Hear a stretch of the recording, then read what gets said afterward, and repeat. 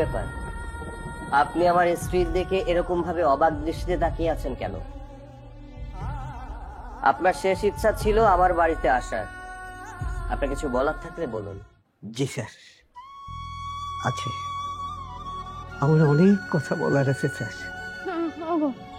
তুমি আমাকে নিয়ে যেতে বলো না, আমার কেমন যেন ভয় লাগতেছে। উনি কেমন তাকিয়ে আছে?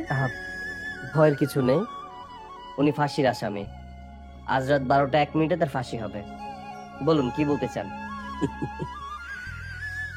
আমি যদি স্যার আমার মৃত্যুর আগে আমার শেষ ইচ্ছার কথা বলি, আপনি পূরণ করতে পারবেন স্যার? স্যার,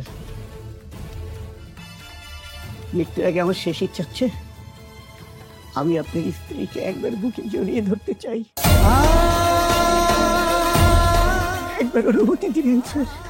আপনার স্ত্রীকে আমার বুকে জড়িয়ে নেওয়ার জন্য একবার অনুমতি দিবেন? হোয়াট? আপনি এসব কি বলছেন? আপনি আমার ওয়াইফকে কেন জড়িয়ে ধরতে চান? কারণ আমি ওর জন্মদাতা পিতা, ওর মেয়ে। না না, এই বুড়িটা মিথ্যা কথা বলতেছে। আমি কেন তার মেয়ে হতে যাব? আমি আপনার মেয়ে না। আমি যতদূর জানি আপনি পেশায় একজন মুচি, আর একজন মুচি হয়ে জজের স্ত্রীকে আপনি নিজের মেয়ে দাবি করছেন। এর যথার্থ প্রমাণ আছে আপনার কাছে? জি স্যার, প্রমাণ আছে। তাহলে শুনো।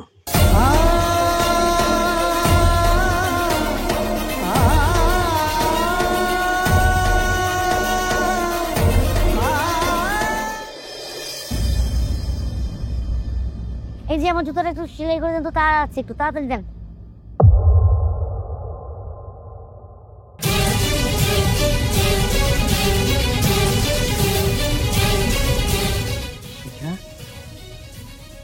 তুমি জানো, তোমরা ঢাকায় আসার পরে তার কিছুদিন পরে আমিও ঢাকায় চলে আসি।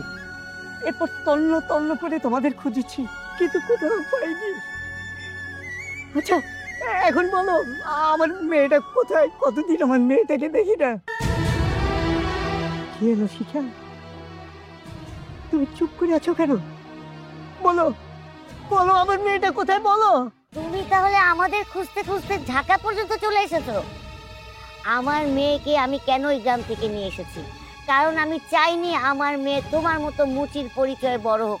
তোমার মতো মুচির মেয়ে হয়ে যদি ও বড় হতো, তাহলে ও ভালো স্কুলে পড়তে পারতো না, ওর জীবনটা সুন্দর হতো না। তাই তো আমার মেয়ের জীবন থেকে মুচি বাবার নাম মুছিয়ে ফেলার জন্য আমি আমার মেয়েকে ঢাকায় নিয়ে এসেছি।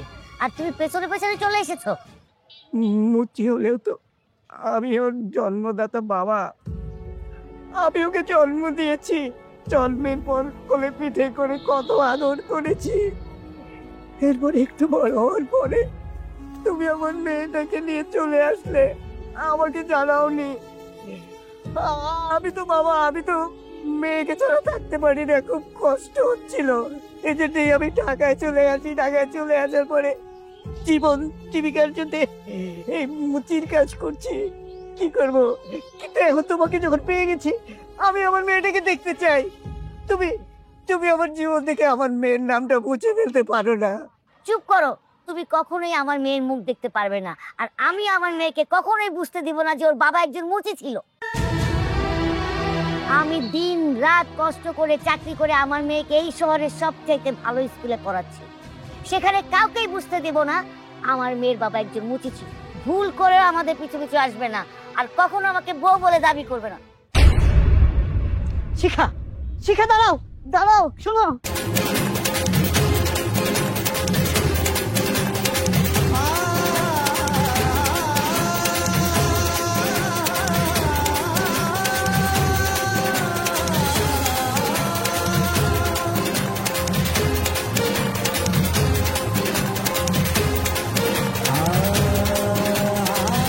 শিখা, শিখা, শিখা দাঁড়াও। ও দাঁড়াও শিখা। শিখা, শিখা তুমি আমাকে অস্বীকার করো, তাতে আমার কোনো দুঃখ নাই, কিন্তু আমার মেয়ের মুখটা একটু আমাকে দেখতে দাও। রাস্তার মানুষজন কিন্তু তাকায় তাকায় দেখতেছে, আমার সামনে থেকে সরে যা বলতেছি। না, আমি আমার মেয়ের মায়া ভরা মুখটা না দেখা পর্যন্ত এখান থেকে এক পাও নড়বো না। তুমি আমার মেয়েকে আমার বুকে ফিরিয়ে দাও।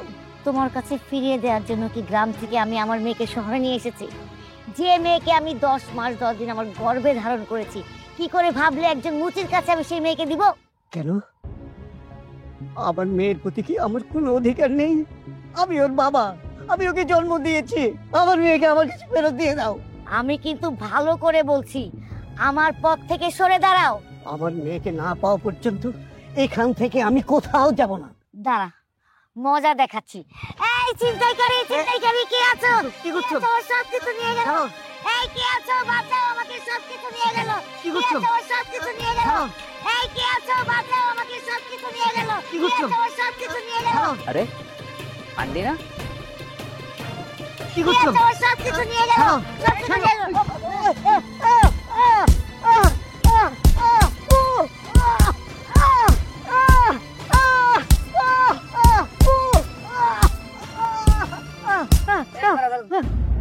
কিনেছস বাবু, কিনেছস? ভাই বিশ্বাস করেন, আমি কিছু চিন্তাই করিনি। মিথ্যা কথা বলিস কেন? হ্যাঁ, তুই আমার ফোন নিয়ে টানাটানি করিস চাই। তোরে আজকে পুলিশে দিব, এরকম চিন্তা সব আজকে পুলিশে দেওয়া লাগবে। ঠিক আছে, পুলিশে দেওয়ার দরকার নেই, এবারের মতো ক্ষমা করে দাও।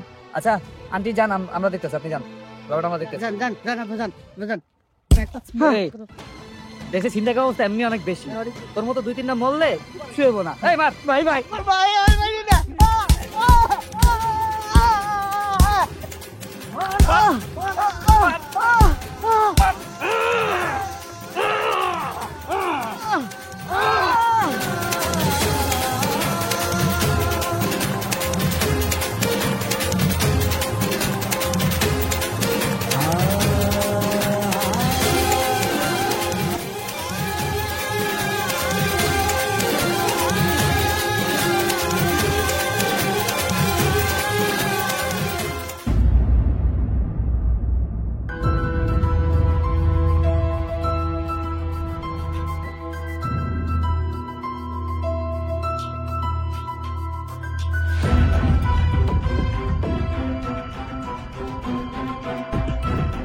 বাহ, আপনি ওই দিনে ছিনতাইকারী না?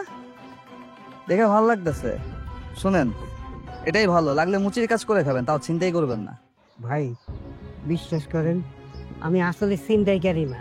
আপনি আবার মিথ্যা কথা বলতেছেন। আচ্ছা ভাই, আপনি আমাকে একটা কথা বলতে পারবেন? কি কথা? ওই যে সেদিনকার যে মহিলা আমার ছিনতাইকারী বানিয়েছিল, ওই যে আপনি তারে আংটি বলে ডাকছিলেন, উনি কোথায় থাকেন, বাসা কোথায়, ওনার ঠিকানাটা একটু বলতে পারবেন? কেন, কি দরকার? এখন যদি বলি সে আমার বউ, তাহলে বিশ্বাস করবে না, ঠিকানাও দেবে না। আসলে ভাই বিষয়টা হচ্ছে কি, আমি সেদিনকার কর্মকাণ্ডের জন্য খুব অনুতপ্ত, এই জন্য তার কাছে ক্ষমা চাইতে চাচ্ছি। আপনি যদি ঠিকানাটা দেন তাহলে ওনার বাসায় গিয়ে আমি একটু ক্ষমা চেয়ে নিতাম।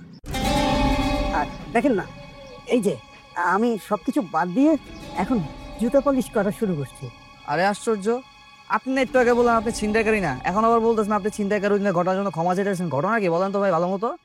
আসলে ভাই সবার সামনে তো সবকিছু বলা যায় না, এই জন্য একটু গোপনে গিয়ে আমি ওনার কাছে ক্ষমা চাবো, এই আজকে। আচ্ছা ঠিক আছে, ওনার ঠিকানাটা দিচ্ছি। শোনেন, ওনার বাসা হচ্ছে উত্তরা 7 নম্বর সেক্টরে যাবেন, 39 নম্বর বাসা, ঠিক আছে? লিফটটা 2-এ থাকে উনি। আপনাকে অনেক ধন্যবাদ ভাই। আচ্ছা ঠিক আছে, থাকেন তাহলে। হ্যাঁ, গেলাম। আসসালামু আলাইকুম। ওয়ালাইকুম আসসালাম।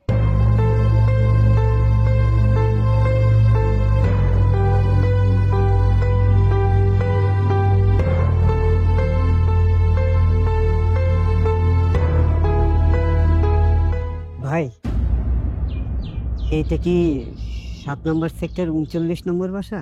হ্যাঁ, কিন্তু আপনি কার কাছে আসছেন? ওই যে একটা মেয়ে থাকে ওর মায়ের সাথে, ওই বাসাটা কি?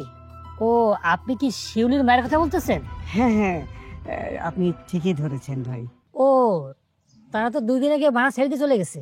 বলেন কি ভাই? আচ্ছা ভাই, ওরা এই বাসা ছেড়ে কোথায় গেছে আমাকে একটু বলতে পারবেন? সেটা আমি কেমনে বলবো? উনি তো এখান থেকে 2 দিন আগে চলে গেছে, কিন্তু আপনি শিউলির মাকে কেন খুঁজতেছেন? আসলে ভাই ওই শিউলি মেয়েটা আমার মেয়ে। ও তাই নাকি? আপনি শিউলির বাবা, কিন্তু শিউলির মা তো কখনো বলে নাই যে আপনি শিউলির বাবা? আপনাকে তো আমি দেখছি রাস্তার পাশে আপনি জুতো সেলাই করে। আসলে আমি মুচি বলে শিউলির মা আমার পরিচয় কোথাও দেয় না। আমার মেয়েটাকে নিয়ে আমাকে না বলে গ্রাম থেকে ঢাকায় চলে আসছে। আমি আমার মেয়েটার টানে ঢাকায় চলে এসেছি ভাই। আরে ভাই, আপনি আর কয়েকটা দিন আগে আসবেন না, তাহলে তো আপনাদের মেয়েকে নিয়ে যেতে পারতেন। ভাই, কতদিন আমার মেয়েটা রেখে দেখি না, ওর জন্য আমার মুখটা ফেটে যাচ্ছে। থাক, আপনার কান্নাকাটি করেন না। আপনার মেয়েটা না অনেক সুন্দর, যে দেখে তার মায়ে পড়ে যায়। ভাই একবার ভেবে দেখেন ভাই, আমি একজন মুচি বলে আমার সন্তানকে আমার মুখ থেকে কেড়ে দিয়ে গেছে। আপনিই বলেন এটা কি তার ঠিক হয়েছে? শিউলির মেয়েটা ঠিক করে নাই, কিন্তু আমি মানুষ হিসেবে আপনার দুঃখটা আমি বুঝি। আপনি একজন মুচি হলে কি হয়েছে, আপনার দুঃখ কেউ না বুঝলেও আমি বুঝি। ভাই, আমি যদি কখনো শিউলি আর শিউলির মার সন্ধান পাই, অবশ্যই আপনাকে আমি জানাবো।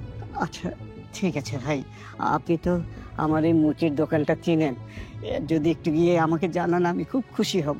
আচ্ছা ঠিক আছে। আচ্ছা আসি।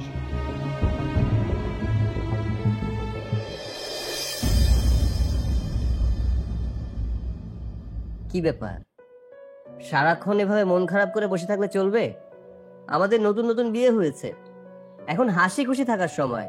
তুমি যদি মন খারাপ করে বসে থাকো তাহলে ভালো লাগে বলো তো? আসলে আম্মুকে অনেক মিস করছি, আম্মুর কথা অনেক মনে করতেছি। দেখো, চিরদিন কারো বাবা মা বেঁচে থাকে না। মানুষ মরণশীল, যার জন্ম আছে তার মৃত্যু আছে। আমরা এই যে বেঁচে আছি, কখন মারা যাব ঠিক নেই। তাহলে শুধু শুধু এই বিষয় নিয়ে মন খারাপ করে লাভ আছে?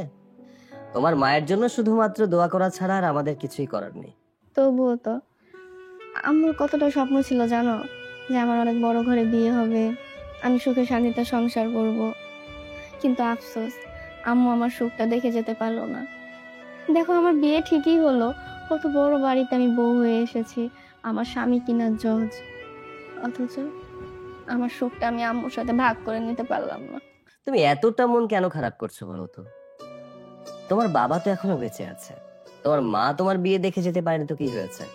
তোমার বাবা তো আমার হাতে তোমাকে তুলে দিয়েছে, তাই না? এর থেকে বড় পাওয়া কি হতে পারে? দেখো, আমার সেই সৌভাগ্য হলো না। আচ্ছা, এসব কথা বাদ দাও, চলো ঘরে চলো, ঘুমোতে হবে, অনেক রাত হয়েছে। কালকে সকালে আবার কোর্ট আছে, ওঠো।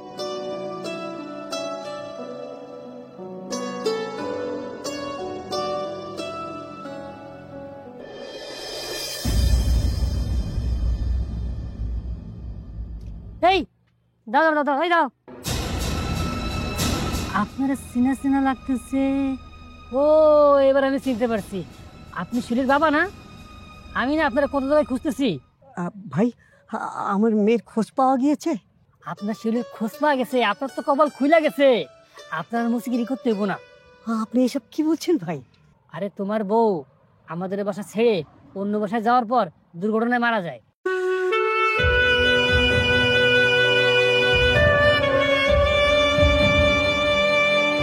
কি বললেন ভাই?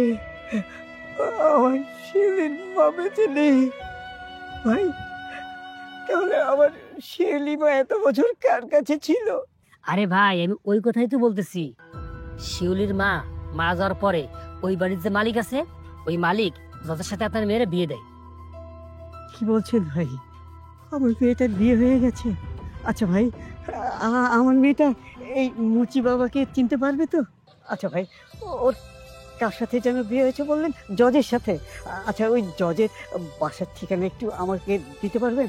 বিশ্বাস করেন ভাই, আমি যদি আমার মেয়েকে দেখতে পাই, এত বছর পরে যদি আমার মেয়েটাকে একবার বুকে জড়িয়ে ধরতে পারি, তাহলে আমার দুঃখ কষ্ট আর কিছুই থাকবে না। আমি তোমার ঠিকানা ঠিকই দিচ্ছি, কিন্তু জজ সাহেবের বাড়ি ঢুকতে পারবে কিনা আমি জানি না। এত বছর পর তুমি যদি গিয়ে বলো জজ সাহেব তোমার জামাই, আর সে যদি জানতে পারে তুমি একজন মুসি, সে জীবনও বিশ্বাস করবে না। ভাই, কেউ বিশ্বাস করুক আর না করুক, আমি জানি আমার মেয়েটা একবার আমার মুখ দেখলে ও আমাকে ঠিকই চিনতে পারবে। আপনি একটু আমাকে জজ সাহেবের পাশের ঠিকানাটা দেন না? আপনি এই যে সামনে একটা মোড় আছে, এই মোড়ের পাশেই গেলে সাদা একটা বিল্ডিং, ওর 6 তলা লিফটের। আপনারা অনেক ধন্যবাদ ভাই। আচ্ছা ঠিক আছে, আসি। আসসালামু আলাইকুম। ওয়ালাইকুম আসসালাম।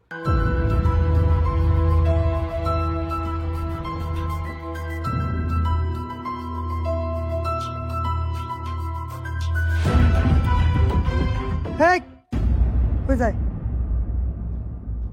ভাই এটা কি জজ সাহেবের বাসা? হ্যাঁ বেটা, তোর মতো পাগল ছাগলের রাস্তার পাগল জজ সাহেবের বাড়ি খুঁজে কি করবি? ভাই আমি পাগল না, আমি একজন মুচি। মুচি? তাহলে কি তুমি জজ সাহেবের জুতা পালিশ করবা? যদি বলি জজ সাহেবের বউ আমার মেয়ে, তাহলে তো আমাকে মারও দিতে পারে আর তাড়িয়েও দেবে। তার থেকে এটাই বলি যে জজ সাহেবের জুতা পালিশ করে দিতে চাই। ভাই আমি সত্যি সত্যি একজন মুচি, খুব ভালো করে জুতা পালিশ করতে পারি। আপনি যদি একটু আমাকে সুযোগ করে দেন, তাহলে আমি জজ সাহেব আর তার বউয়ের জুতা পালিশ করে দেবো। একটু সুযোগ করে দেন না ভাই। এত সোজা না, তুমি চাইলেও জজ সাহেব আর জজ সাহেবের বউয়ের জুতা পালিশ করতে পারবে না। তাহলে আপনি বলুন আমাকে কি করতে হবে? হেই, তোর মতো পাগল ছাগল এই জায়গায় ফাও পেছন না পেরে যা তো, যা পাশের সামনে থেকে যা। ভাই আপনি ইচ্ছে করলেই পারেন আমাকে একটু সুযোগটা করে দেওয়ার জন্য। আপনি যদি জজ সাহেব আর তার বউয়ের জুতো পালিশ করার সুযোগটা আমাকে করে দেন, তাহলে আমি আপনাকে বকশিস দেবো ভাই। ধর বেড়া, তোর মতো একটা রাস্তার মুচি এই জজ সাহেবের বাড়ির দারোয়ানে দেবে বকশিস? তুই আমারে কয় টাকা বকশিস দিবি? তুই যদি আমারে মোটা অঙ্কের বকশিস দেস, তাহলে আমি তোর ব্যবস্থাটা করে দিতে পারি। আচ্ছা তাহলে আপনি বলেন কত টাকা দিতে হবে?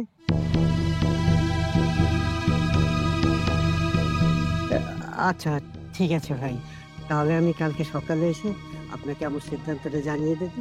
আচ্ছা ঠিক আছে, আসে ভাই। তাহলে মনে কইরা। আচ্ছা।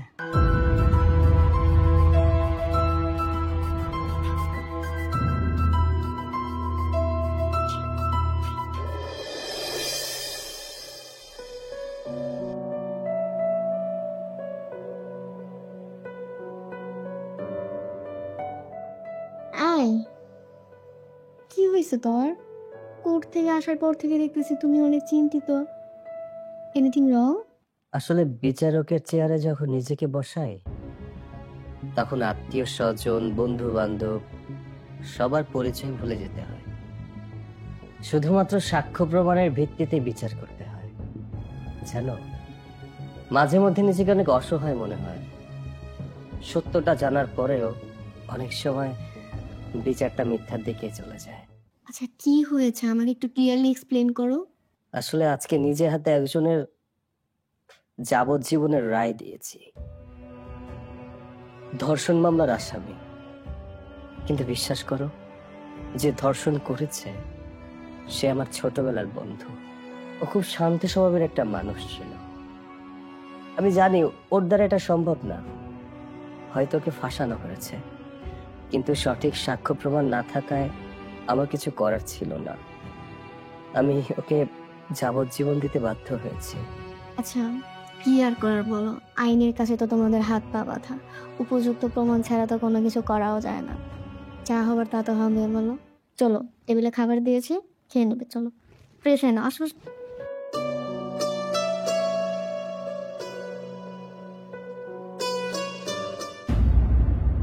ওরে আমার ফুল বানুরে, এত বেলা হয়ে গেল এখন আইতেছে না। ওই বাড়ির কাম কি শেষ হয় না?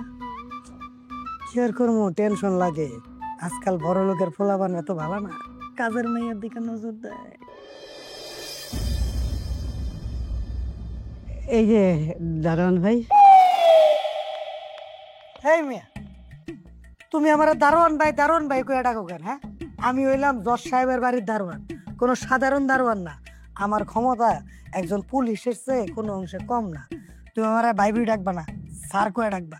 আচ্ছা ঠিক আছে, আমার ভুল হয়ে গেছে, আমি এখন থেকে আপনাকে স্যার বলেই ডাকবো। আচ্ছা দারোয়ান স্যার, ওই যে আপনাকে আমি এর আগে বলে গেছিলাম যে জজ সাহেব আর তার বউয়ের জুতা পালিশ করবো। আচ্ছা এখন যদি আমি শুধুমাত্র জজ সাহেবের বউয়ের জুতা পালিশ করি, তাহলে কি কোনো সমস্যা আছে? আর আপনি যে টাকাটা চেয়েছিলেন সেই টাকাটার এখন আমি অর্ধেকটা দিয়ে দেবো, কেমন? ওরে সিটারের ঘরে সিটার, বাটপারের ঘরে বাটপার, তুমি তো একটা স্বার্থপর মুসি।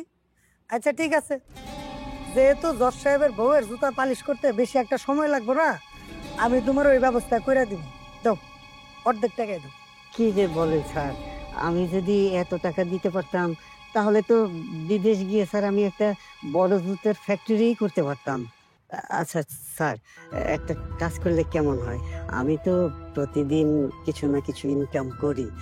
এই রাতের বেলা গোপনে এসে যদি আপনাকে ওইখান থেকে আমি কিছু কিছু টাকা দিয়ে দিলাম, এরপরে যখন টাকাটা পরিশোধ হয়ে যাবে তখন আপনি না হয় আমাকে কাজ করার সুযোগটা দিলেন। ধর্মিয়া, তুমি না আসলেও একটা ভেজাল। ঠিক আছে, তুমি যেহেতু গরিব মুসি, একবারে এতগুলা টাকা দিতে পারবা না, তাহলে তুমি আজকের থেকে এক কাম করো, তুমি ওই যে আমারে কিছু কিছু করে দিয়া যাও। যেদিন আমার পুরো অ্যামাউন্ট আমি পাওয়া যাবো, সেই দিন আমি তোমারে জুতা পরিষ্কার করার ব্যবস্থা করে দিব। আমি তোমারে কথা দিলাম। আপনি কথা দিলেন তো দারোয়ান স্যার? আরে বাবা, আমি তোমারে কইলাম না কথা দিলাম? আমার নাম রহমত, আমি কথার করি না খেয়ানো। তাহলে আমি যাই স্যার, গিয়ে কাজ করি গে। হ্যাঁ শোনো, তুমি যে আমারে স্যার স্যার করে ডাকো, এটা আবার জজ সাহেবের সামনে ডাকো না। যখন জজ সাহেব না থাকবো, আশেপাশের লোকজন না থাকবো, তখন তুমি আমারে স্যার করে ডাকবা, আর মানুষজনের সামনে ভাই করে ডাকবা। আপনি কোনো চিন্তা করবেন না স্যার, আপনার কথা মতোই আমি কাজ করব। আসি তাহলে। ঠিক আছে? ওরে ফুল বানু রে, কখন আইবি? শোনো, আগামীকালকে হয়তো আমি বাসায় নাও আসতে পারি, জরুরি কাজে ঢাকার বাইরে যেতে হবে। আগামী পরশুদিন আসবো। নিজের দিকে খেয়াল রেখো। তুমিও নিজের খেয়াল রেখো। আমার তো নিজের খেয়াল রাখতেই হবে, কারণ এই দুনিয়ায় তুমি ছাড়া আমার আর কি আছে বলো তো? মানুষের কত আশা থাকে, স্বপ্ন থাকে। বাবা মার কাছে নিজের বউটাকে রেখে দূরে কাজে যাওয়া কতটা সহজ, কিন্তু দেখো আমার বেলায় তার উল্টোটা। বাবা মাকে হারিয়ে ফেলেছি, এখন শুধুমাত্র আমি আছি তোমাকে দেখার জন্য। বাসায় একটা কাজের লোকও নেই যে তোমাকে দেখে রাখবে। তাই বলে নিজের যত্ন নিও, কেমন? আর তুমি আমার চিন্তা চিন্তা করো না তো, আমি কি বাচ্চা মেয়ে? আমি কি পারবো না নিজের খেয়াল রাখতে? তুমি রিল্যাক্সে কাজ শেষ করে বাসায় যাবে। আচ্ছা শোনো, অনেক রাত হয়ে গেছে, শুয়ে পড়ো। আমার একটা ইম্পর্টেন্ট ফাইল চেক করতে হবে, আমি চেক করে আসছি।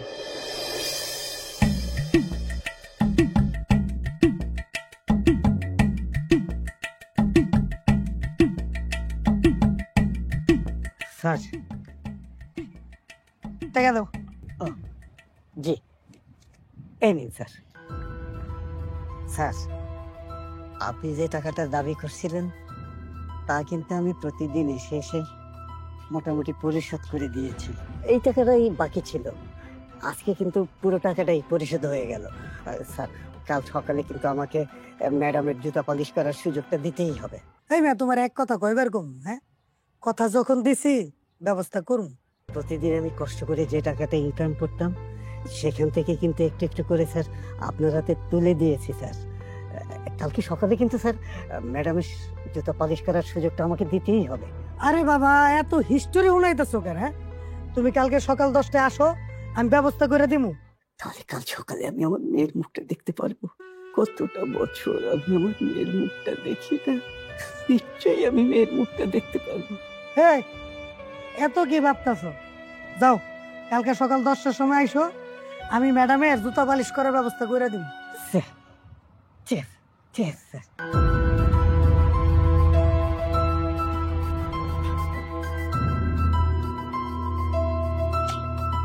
ফুল বানারে সুন্দর দেখে চুরি কিনে দিব। সালাম মুসির বাচ্চা মুসি এখনো আয় না, আমার এই জুতা হাতে করে খাড়া করায় রাখছে।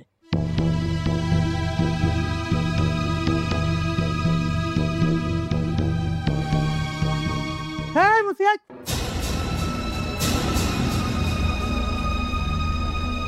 তুমি আসলে একটা খারাপ লোক, টাইম মেনটেন করে চলো না। এই যে আমি জুতা জোরে হাতে লয়ে 10টাতে খাড়াই দিছি, আমি কয়টা বাজে? 12টা 10 বেজে গেছে গা। আসলে স্যার আজকে একটু দেরি হয়ে গেছে।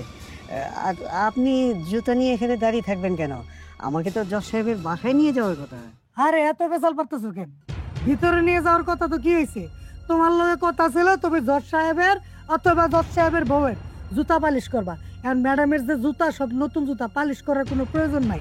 এই যে স্যারের জুতা নিয়েছি, এই জজ সাহেবের জুতা, তুমি এগুলো পালিশ করো। না না না না স্যার, আপনি আমাকে অতটা বোকা ভাববেন না। এটা যে জজ সাহেবের জুতা, এইটা আমি বিশ্বাস করি না। এই মিয়া, তুমি নিজের পরিচয় দাও মুসি। তুমি কেমন মুসি? একজন মুসি জুতা বিশেষজ্ঞ হওয়া দরকার। জুতার চেহারা দেখে চিনা দরকার এটা কার জুতা। তুমি কি জুতা দেখে চিনো না এটা জজ সাহেবের জুতা নাকি জজ সাহেবের কাজের লোকের জুতা?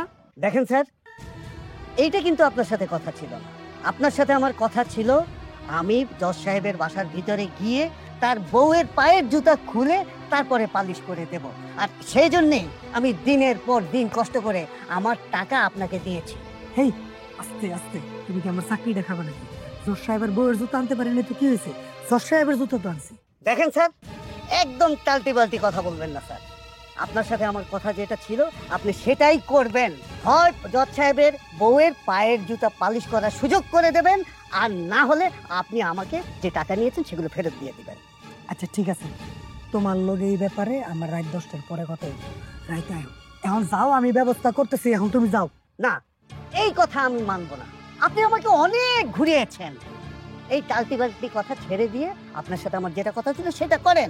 হয় আপনি আমাকে টাকা ফেরত দিবেন, না হলে ভিতরে নিয়ে জজ সাহেবের বউয়ের জুতা পালিশ করার সুযোগ করে দেবে। আচ্ছা তুমি খারাও, ব্যবস্থা করতেছি।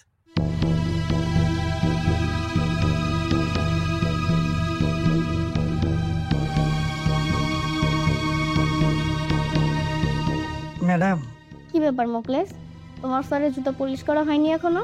ম্যাডাম, ওই মুসিটা আজকে চলে গেছে আর কয়ে গেছে যে কালকে সকালে বাসায় আয়া স্যারের জুতা পালিশ করে দিব।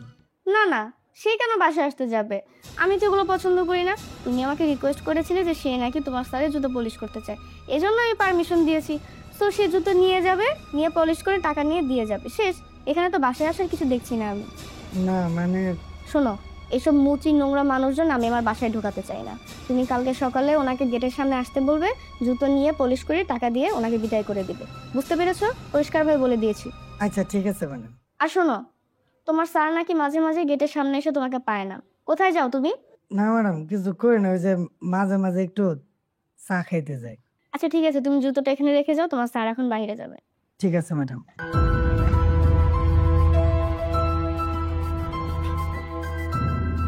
কি ব্যাপার? কে এসেছিল? আরে ওই যে দারোয়ানটা এসেছিল, তোমার জুতোটা নোংরা হয়ে গেছে। ও অনেকদিন ধরে বলতেছিল কোন মুচি নাকি জুতো পলিশ করতে চায়। আমার জুতো তো সব ঠিকঠাক আছে, তাই তোমার জুতোটা দিয়েছিলাম। কিন্তু ওই মুচি নাকি বাসায় এসে জুতো পলিশ করতে চায়, এজন্য গেট থেকে চলে গেছে। আমি আবার বলে দিয়েছি আমার এই দামি ড্রয়িং রুমে কোনো মুচি নোংরা মানুষজন আমি ঢুকাবো না। কি বলো? কেমন মুচি যে বাসায় এসে জুতা পলিশ করে দিয়ে যাবে? আচ্ছা ঠিক আছে, এসব কথা বাদ দাও। আমি কোর্টে যাচ্ছি, লেট হয়ে যাচ্ছে, তুমি খাওয়া দাওয়া করে নিও। আচ্ছা ঠিক আছে।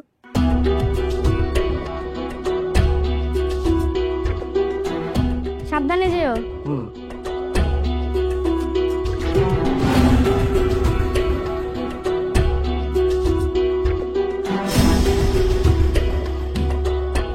সম্ভব না।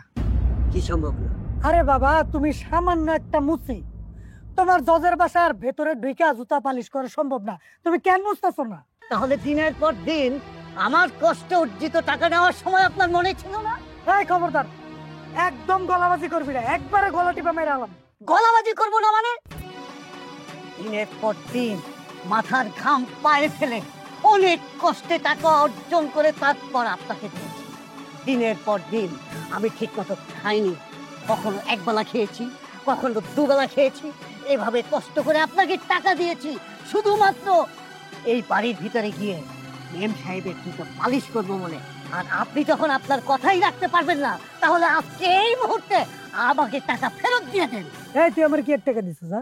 তুই আমার কি টাকা দিছিস? তুই যে আমার টাকা দিছিস কোনো প্রমাণ আছে? তুই আমার কোনো টাকা পয়সা দিস নাই। যা এতে যা। আমি কিন্তু এখন চিল্লা চিল্লি করে লোকজন জড়ো করে সবকিছু জানিয়ে দিব। হয় আমার টাকা ফেরত দিবি, না হলে আমাকে বাড়ির ভিতরে ঢুকিয়ে আমাকে কাজ করার সুযোগ করে দিবি। তোরে আজকে আমি খাইছি, তুই রহমত দারোয়ানে ছিলিস না, আজকে তোরে আমি এই আমাকে ছেড়ে দে, ছেড়ে দে বলছি।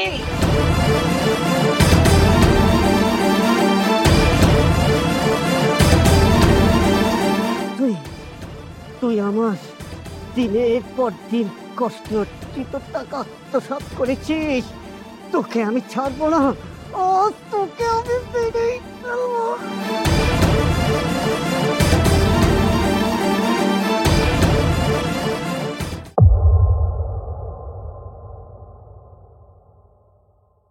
মা,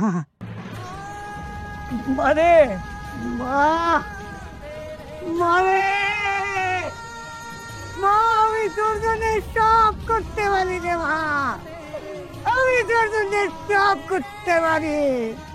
আমি যদি এখন সারা জীবন জেলে পচেও মরি, তারপরেও আমার আর কোনো দুঃখ থাকবে না রে মা, আমার আর কোনো দুঃখ থাকবে না।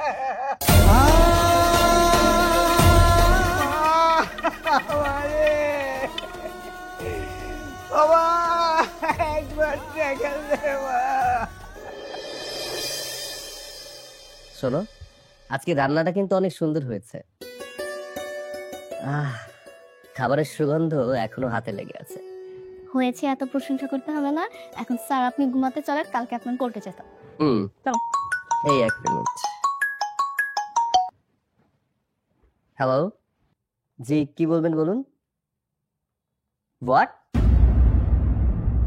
যে কিনা আমার বাসার দারোয়ানকে খুন করেছে, যার ফাঁসির রায় আমি নিজে হাতে দিয়েছি, তার শেষ ইচ্ছা আমার বাসায় আসবে। আচ্ছা ঠিক আছে, কালকে ওনাকে নিয়ে আসবেন। তুমি এটা কি করলা? তুমি ওই খুনিটাকে কেন বাসায় আসার পারমিশন দিলা? যে কিনা আমাদের বাসার দারোয়ানকে খুন করতে, ওকে তুমি বাসায় আসতে বললা? ও যদি তোমাকেও খুন করে ফেলে?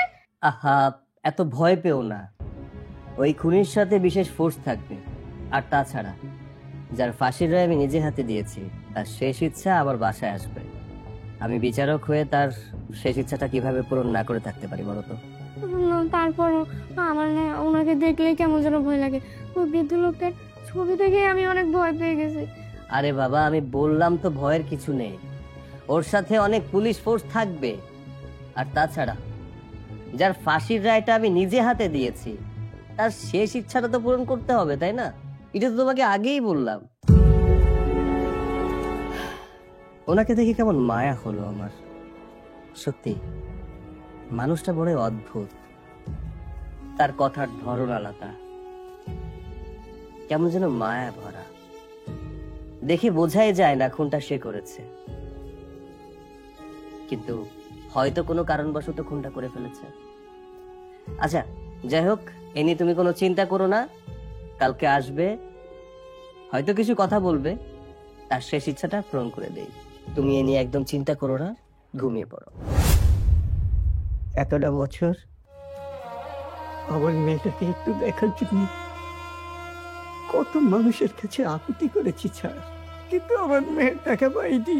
আমি খেয়ে না খেয়ে তিল তিল করে স্যার টাকা জমিয়ে ওই রহমত আলী দারোয়ানকে টাকা দিয়েছিলাম শুধুমাত্র আমার মেয়েটাকে দেখার জন্য। কিন্তু সে যখন আমার সাথে চিটিং করলো, আমি তখন স্যার রাগ সামলাতে পারিনি। কিন্তু আদালতে তো আপনার কাছে জিজ্ঞাসা করা হয়েছিল আপনার কিছু বলার আছে কিনা। আপনি তো নিজে মুখে স্বীকার করেছেন আপনি দারোয়ানকে নিজে হাতে খুন করেছেন। আমি নিজে খুন করেছি, এটা সত্য স্যার। কিন্তু স্যার, আমি যদি আদালতে বলতাম যে জজ সাহেবের স্ত্রী একজন মুচিক মেয়ে, তখন কি আপনার মান সম্মান থাকতে বলেন? আর সে কারণেই তো আমি ওইখানে কথাটা স্বীকার করিনি স্যার। না, আমি বিশ্বাস করি না। আমি কখনো বিশ্বাস করি না যে এই লোকটা আমার বাবা। জি ম্যাডাম, উনি সত্যি কথাই বলছে। উনি আপনার প্রকৃত বাবা। বাবা? ইন্সপেক্টর সাহেব, আপনি সব কি বলছেন? উনি আমার বাবা কিভাবে হবে? ম্যাডাম, স্যার যা বলছেন সবকিছু সত্যি কথাই বলছেন। উনি আপনার প্রকৃত বাবা। আপনার মা মারা যাওয়ার আগে আপনাকে, এখন আপনি যাকে বাবা হিসাবে জানেন, তার কাছে আপনাকে দত্তক হিসাবে দিয়ে যায়। তারপর থেকে আপনি আপনার প্রকৃত বাবার পরিচয় জানতে পারেননি। আর এতদিন আপনার প্রকৃত বাবাও আপনাকে অনেক খুঁজেছে, কিন্তু খুঁজে পায়নি। আজ সকালে আপনার বাবা ফোন করে আমাদেরকে জানিয়েছে যে উনি হলো আপনার প্রকৃত বাবা। এরপর আমরা বিশ্বাস করতে বাধ্য হয়েছে।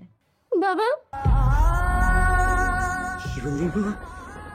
বাবা, আমার বল, আমার বল বাবা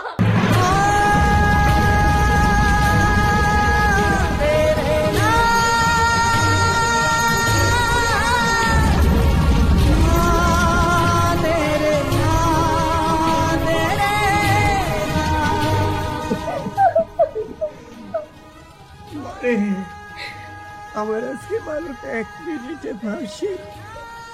মৃত্যুর আগে তোকে যে ভুল করে দেখতে পারলাম, এটাই আমার জীবনের অনেক বড় পাওয়া। তোর মা তোর জীবন থেকে এই মুচি বাবার নামটা মুছে ফেলতে চেয়েছিল, আর সেজন্যই তো আমি তোকে এতটা বছর বুকে জড়িয়ে আদর করতে পারিনি। কিন্তু কিন্তু মা, মৃত্যুর আগে আমি তোকে একটা কথা বলে যেতে চাই। আচ্ছা তুই বল, মুচিগিরি করা কি কোনো খারাপ কাজ? আমি তো সৎ পথে উপার্জন করেছি, তাহলে আমাদের সমাজের একজন মুচির মেয়েরা কেন বড় স্কুলে পড়াশোনা করতে পারে না শুধু বাবার পরিচয়ের কারণে? আমাদের সমাজে কেন মেয়েদের বড় জায়গায় বিয়ে হয় না শুধুমাত্র বাবার পরিচয়ের কারণে? আমি জানি এর উত্তর কেউ দিতে পারবে না, দিতে পারবে না। আসুন। হাসিতে বল, ওটা কি? তুমি পাথরের মূর্তি হয়ে দাঁড়িয়ে থাকো না, ওরা আমার বাবাকে নিয়ে যাচ্ছে, তুমি কিছু একটা করো। তুমি নিজে হাতে আমার বাবার ফাঁসির আদেশ দিয়েছ। আমার বাবা প্রকৃত অপরাধী না, আমার বাবা পরিস্থিতির শিকার হয়ে আমার মুখটা শুধু দেখার জন্য কাজটা করছে। তুমি কিছু একটা করো, আমি তোমার কাছে আমার বাবার প্রাণ ভিক্ষা চাই, কিছু একটা করো। কেঁদো না, কেঁদো না, দেখছি কি করা যায়। তোমার বাবার জন্য মহামান্য রাষ্ট্রপতির কাছে আমি তোমার বাবার জীবন ভিক্ষা চাইব। আমার মনে হয় পরিবেশ পরিস্থিতির কারণে তোমার বাবাকে ক্ষমা সুন্দর দৃশ্যে দেখতে পাবে। তাই যেন হয়। মা, মা, কি রে, কি হয়েছে? ডাকছিস কেন? মা, আমি অফিসে যাচ্ছি, আজকে মনে হয় বেতন পাবো। শোনো, বেতনটা পেয়ে সব টাকা তোমার হাতে দিয়ে দিব, তুমি শিপুকে দিয়ে বাজার করিয়ে নিও। সেটা না হয় নিলাম, কিন্তু তোর সাথে আমার কিছু কথা ছিল। মা, এখন অফিসের টাইম হয়ে গেছে, আমি সন্ধ্যায় এসে তারপর শুনি। না, এই সামান্য কথা শুনতে তোর খুব বেশি সময় লাগবে না। আচ্ছা ঠিক আছে মা, বলো, একটু তাড়াতাড়ি বলো। শোন, শিপু বড় হয়েছে, আমি ওর মা, ওর কি লাগবে না লাগবে সবটা আমি একা দেখবো? তুই তোর বড় ভাই, তুই কখনো খোঁজ খবর নিয়েছিস ওর কি লাগবে না লাগবে? কই কখনো তো নেসনি।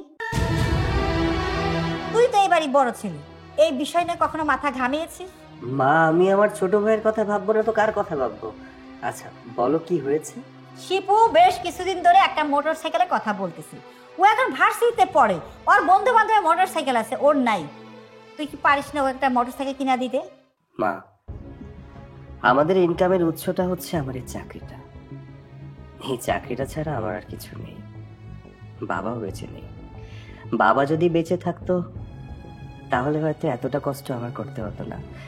সবকিছু তো আমার দেখাশোনা করতে হচ্ছে, তার উপরে বোনের বিয়েটা ঠিক হয়ে গেছে, ওর বিয়ের কত খরচ সবকিছুতে বহন করতে হবে। তার উপর এখন বলছো আবার ভাইয়ের বাইক লাগবে, কি করব বলো তো? হ্যাঁ আমি মানছি তুই বেশ কিছুদিন ধরে তানিয়ার বিয়ের জন্য টাকা জমাচ্ছিস, শুধু বোনের কথা ভাবলে তো হবে না, ভাইয়ের কথা তো ভাবতে হবে। শোন, আমি এত কথা জানি না, তুই শিপুকে একটা বাইক কিনা দিবি। তাছাড়া তুই এই ফ্যামিলির বড় ছেলে, তুই না দিলে ওরা কোথায় পাবে? তাছাড়া তোর বাপ তো বেঁচে নেই যে তার কাছে দাবি করবে। মা, আমি আমার পরিবারের খুশির জন্য সবকিছু করতে পারি। দেখো না, এইবারে বড় ছেলে আমি, আমার দায়িত্ব প্রত্যেকটা মানুষের মুখে হাসি ফোটানো। আমি চেষ্টা করে যাচ্ছি, দিন নেই রাত নেই, আমি ছুটে চলেছি শুধুমাত্র তোমাদের মুখের হাসির জন্য। আমি চেষ্টা করছি মা, আমি চেষ্টা করছি তোমাদেরকে ভালো রাখার জন্য, আমি চেষ্টা করছি তোমাদের সুখী রাখার জন্য। আচ্ছা ঠিক আছে মা, বাইকের বিষয়টা আমি দেখছি। এই দেখছি দেখছি করেই তো এতটা সময় কাটিয়ে দিলি, না হলো সংসারে কোনো উন্নয়ন, না হলো অন্য কিছু।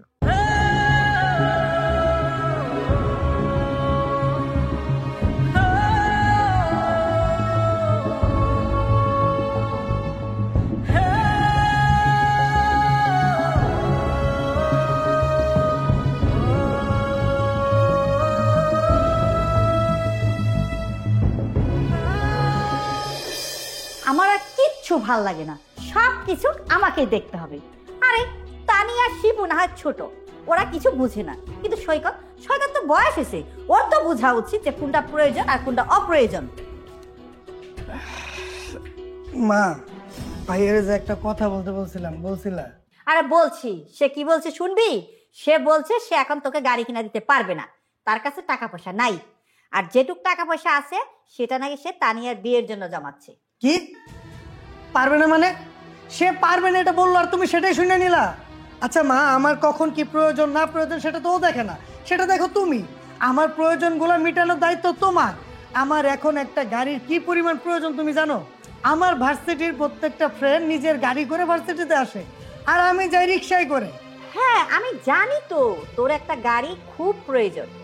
আচ্ছা তুই আর চিন্তা করিস না, আমি দেখছি কি করা যায়। দেখছি মানে? দেখছি বললে হবে না, আমার গাড়ি প্রয়োজন, আমার লাগবে। হ্যাঁ আমি সেটাই তো বলছি, আমি সৈকতকে বলবো সে যেন আপাতত তোকে একটা পুরনো গাড়ি না হয় কিনে দিল, পরে তোকে একটা ভালো গাড়ি কিনে দিবে। কি বললো? এই পুরান গাড়ি নিয়ে আমি ভার্সিটি যাব? এই পুরান বাইক নিয়ে ভার্সিটিতে গেলে আমার মান সম্মান থাকবে? ভার্সিটিতে আমার একটা রেপুটেশন আছে, আমি একটা ভালো স্টুডেন্ট। দেখো মা, তোমাকে আমি বলছি না আমার রয়্যাল এনফিল্ড লাগবে, সেটা আমার লাগবে। আরে বাবা তুই রাগ করিস না, তোর গাড়ি ব্যাপারটা আমি দেখছি তো, বললাম না। সৈকত আসলে আমি সৈকতকে বলবো তোকে যেভাবে পারে একটা গাড়ি যেন ব্যবস্থা করে দেয়। এখন যা তুই ফ্রেশ হ, যা খাওয়া দাওয়া কর।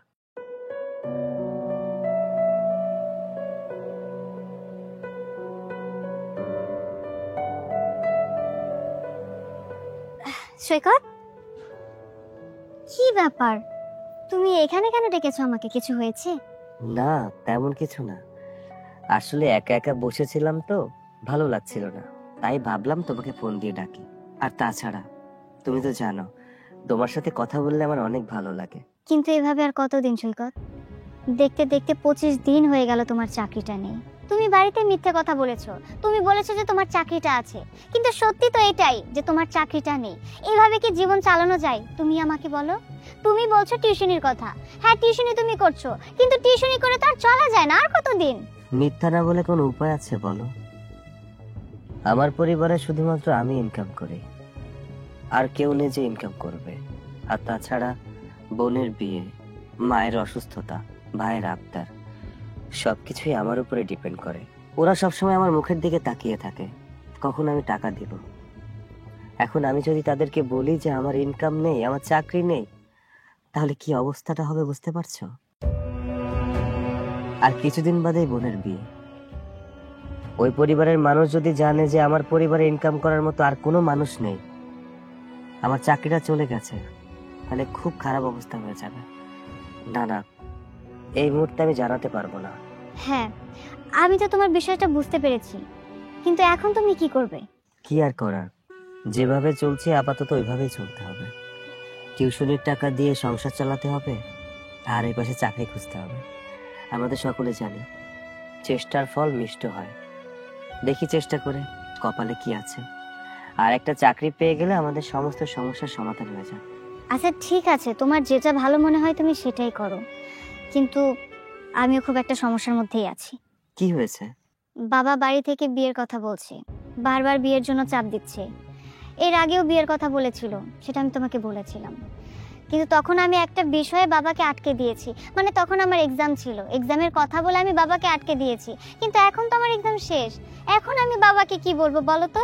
বাবা তো আমাকে বিয়ে নিয়ে অনেক কথা শোনাচ্ছে, বাবা বলছে আমাকে বিয়ে দিয়ে দিবে। এখন আমি কি করব সেটা আমি বুঝে উঠতে পারছি না। বুঝে উঠতে পারছো না মানে? তুমি তোমার বাবাকে বলবে যে বাবা আমি ওই ছেলেটাকে ভালোবাসি, ওকে ছাড়া আমি বিয়ে করতে পারবো না অন্য কাউকে। তোমার মাথা কি ঠিক আছে? আগে যদিও বলা যেত, কিন্তু এখন কোনোভাবে বলা যাবে না। বাবা যদি আমাকে জিজ্ঞেস করে তখন আমি কি বলবো তোমার কথা? কি পরিচয় দিব তোমার বলো তো? কারণ তুমি তো এখন বেকার। বাবা আমাকে জিজ্ঞেস করবে ওই ছেলেটা কি করে, তখন কি আমি বাবার মুখের উপর এটাই বলবো যে ছেলেটা বেকার? বাবা যদি এই কথা শুনে কখনোই রাজি হবে না। অথই, তুমি এভাবে আমার সাথে কেন কথা বলছো? তুমি তো খুব ভালো করেই জানো আমি তোমাকে কতটা ভালোবাসি। হ্যাঁ আমি জানি তুমি আমাকে অনেক ভালোবাসো, কিন্তু এটাও তো সত্যি যে আমি তোমাকে ভালোবাসি। আমাদের ভালোবাসার কথা চিন্তা করে পরিবারের অমতে গিয়ে আমি এতদিন বিয়েটা আটকে রেখেছি, কিন্তু আর কতদিন এভাবে আটকে রাখবো বলো তো? এভাবে চলতে থাকলে আর কতদিন আটকে রাখতে পারবো সেটা আমি নিজেও জানি না। আমি মানছি তুমি তোমার পরিবারের কথা চিন্তা করছো, ভাবছো। তুমি তোমার পরিবারের কথা চিন্তা করার পাশাপাশি তোমার নিজেরটাও তো ভাবতে হবে নাকি? হ্যাঁ ভাববো, কিন্তু এই মুহূর্তে সেটা সম্ভব না, কারণ সামনের বোনের বিয়ে, ভাইটা ভালো একটা ভার্সিটিতে ভর্তি হয়েছে, মায়ের অসুস্থতা, আমার চাকরিটাও নেই।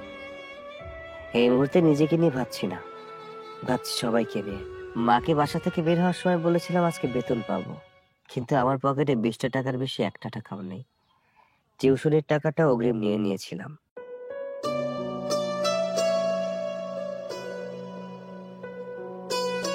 এনাও, এই টাকাগুলো তোমার কাজে লাগবে।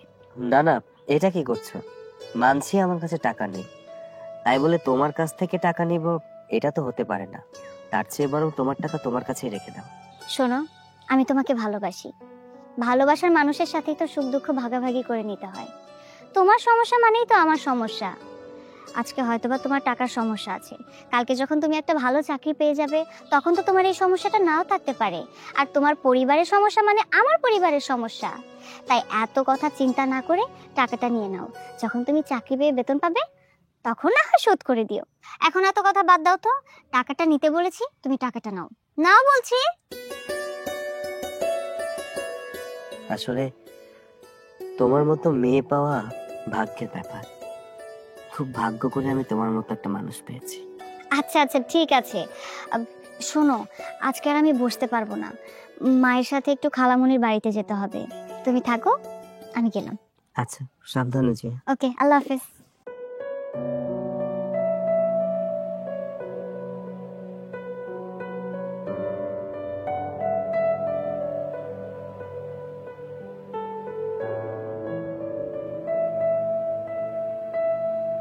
কি ব্যাপার মা, তুমি একা একা ড্রয়িং রুমে এরকম ভাবে বসে আছো কেন?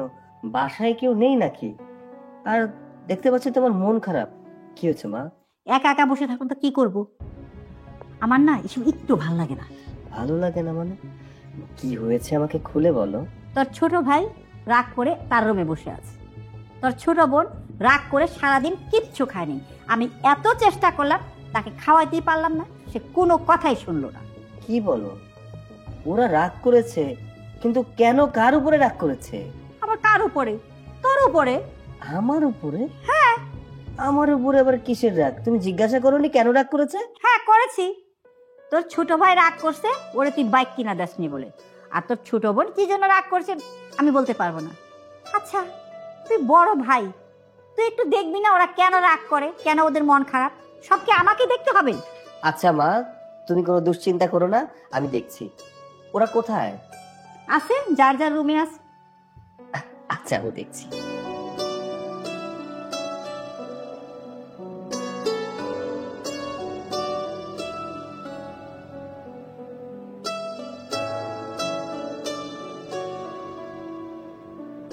কি ব্যাপার? শুনলাম আমার বোনটা নাকি রাগ করেছে। কি হয়েছে শুনি? হ্যাঁ, রাগ করছি, সেটা আবার তোমার উপরে। উরে বাবা, রাগটা মনে হচ্ছে অনেক বড়, তাই না? আচ্ছা, আমার উপর কি নিয়ে রাগ করেছিস সেটা তো বল একবার, দেখি রাগটা ভাঙাতে পারি কিনা। বিয়ের তো বেশি দিন বাকি নাই, আর তুমি বলছিলে বিয়ের আগে আমার হাতটা দিবে, তবে এখনো কেন দাও নাই? বোন, দেখবো বলেছিলাম, কিন্তু আসলে হয়েছে কি, এই মুহূর্তে আমার কাছে এত টাকাও নেই। আর তাছাড়া তোর সামনে বিয়েতে অনেক খরচা করতে হবে। তুই কোনো চিন্তা করিস না, তোর বিয়েটা একবার হয়ে যায়, তারপর টাকা জমিয়ে তোর পছন্দের হারটা কিনে দিব। না, বিয়ের পরে আমার হাল লাগবে না, বিয়ের আগে আমার দিতে হবে। তাছাড়া ভাইয়া, তুমি তো বলো তুমি আমাদের বাবার মতন, তাহলে এই ছোট ছোট শখ কেন পূর্ণ করছো না? দেখ বোন, আসলে আমার কাছে।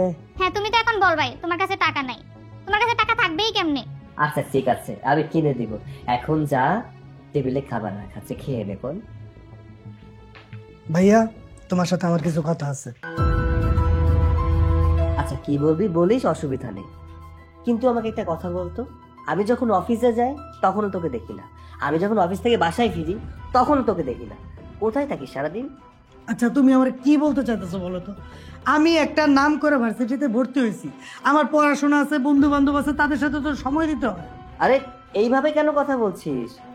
আমি তো তোকে ওভাবে কোনো কথা বলিনি। শোন, তোকে দেখতে পাই না, এর জন্য বললাম। কি যেন বলতে এসেছিলি সেটা বলতো। আমার একটা বাইক লাগবে। দেখ ভাই, আসলে আমাদের বাবা বেঁচে নেই, আর তাছাড়া আমি ছোট্ট একটা চাকরি করি। আমার কাছে এই মুহূর্তে এত টাকাও নেই যে তোকে বাইক কিনে দেব। আর এর মধ্যে আমাদের বোনটার বিয়েতে অনেক টাকা খরচ হবে। কিছু টাকা জমিয়েছি, তুই কোনো চিন্তা করিস না। ওর বিয়েটা হয়ে যাক, বিয়েটা হওয়ার পরে আমি টাকা জমিয়ে তোকে বাইক কিনে দেবো। তখন আমি বাইক দিয়ে কি করব? তখন আমার বাইকের দরকার নাই। আমি এখন বাইক চাইছি, আমার এখনই বাইক কিনে দিতে হবে। আর আমি একটা জিনিস খেয়াল করে দেখছি, তুমি সব সময় আমার চেয়ে ওরে বেশি ভালোবাসো। এটা তুই কি বললি বলতো? ও আমাদের ছোট বোন, আমি ওকে ভালোবাসবো না তো কে ভালোবাসবে? তোরও উচিত আমাদের ছোট বোনকে ভালোবাসা। হ্যাঁ, ও আমার ছোট বোন, এটা মানলাম, কিন্তু ছোট বোনরে তুমি সব দিবা, আমার দিকে কোনো খেয়াল থাকবে না, এমন কিন্তু কিছু না। তুমি ওর বিয়ের জন্য টাকা জমাইতেছো, ভালো কথা। এখন আবার তোমার কাছে স্বর্ণের গয়না চাইছে, তুমি সেটাও দিতে চাইতেছো। আর আমি কি করছি? আমি সামান্য একটা বাইক চাইছি, এটা তুমি আমার দিতে চাইতেছো না। দেখো ভাই, আমি তোমার সাফ সাফ বলে দিতেছি, আমারে যদি বাইক কিনা না দাও, আমি বাড়ির থেকে চলে যাবো। কি বললি তুই? তুই বাড়ি ছেড়ে চলে যাবি? হ্যাঁ, যা বলছি একদম ঠিক বলছি। এই বাড়িতে থেকে কি পাইছি? তোমরা 2 বেলা খাবার ছাড়া আর কিছু দিতে পারছো? এরকম 2 বেলা খাবার দেওয়ার মতো আমার বাহিরে অনেক লোক আছে। ভাই ভাই, কথাটা শোন। বোন, যা, খাবার ঠান্ডা হয়ে গেল, টেবিলে যা। আমি অফিস থেকে এলাম তো, খুব ক্লান্ত লাগছে, আমি রুমে গেলাম। আচ্ছা ঠিক আছে ভাইয়া।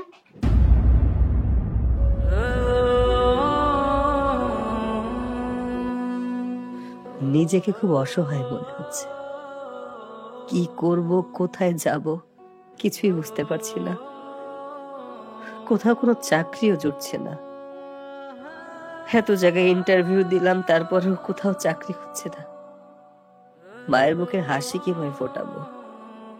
ভাইয়ের মুখের হাসি কিভাবে ফোটাবো? বোনের মুখের হাসি কিভাবে ফোটাবো? সংসার কিভাবে চালাবো? আমি তো কিছুই বুঝতে পারছি না।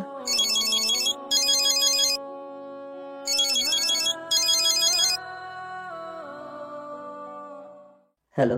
হ্যালো সৈকত, একটা খুব বড় সমস্যা হয়ে গেছে। আরে কি হয়েছে? কি হয়েছে? তুমি কান্না করছো কেন? কান্না করো না, আমাকে বলো কি হয়েছে। আজকে যখন আমি তোমার সাথে কথা বলছিলাম, তখন বাবা না ব্যাপারটা সবকিছু দেখে ফেলেছে।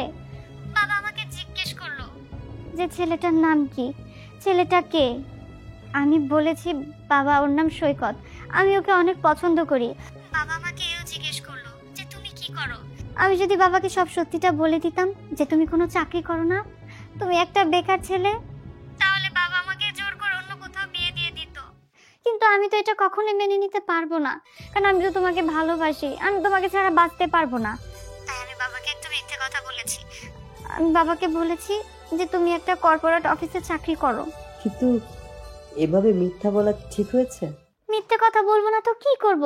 আমি যদি বাবাকে সব সত্যিটা বলে দিতাম, বাবা যদি জেনে যেত, তাহলে তোমার আর আমার সম্পর্কটা কখনো পূর্ণতা পেত না, আর আমি তোমাকে ছাড়া থাকতেও পারবো না। তাই এখন যত দ্রুত তাড়াতাড়ি সম্ভব একটা চাকরির ব্যবস্থা করো প্লিজ। তুমি যদি এখন একটা চাকরির ব্যবস্থা না করো, তাহলে তোমার আর আমার সম্পর্ক কখনোই ঠিক থাকবে না।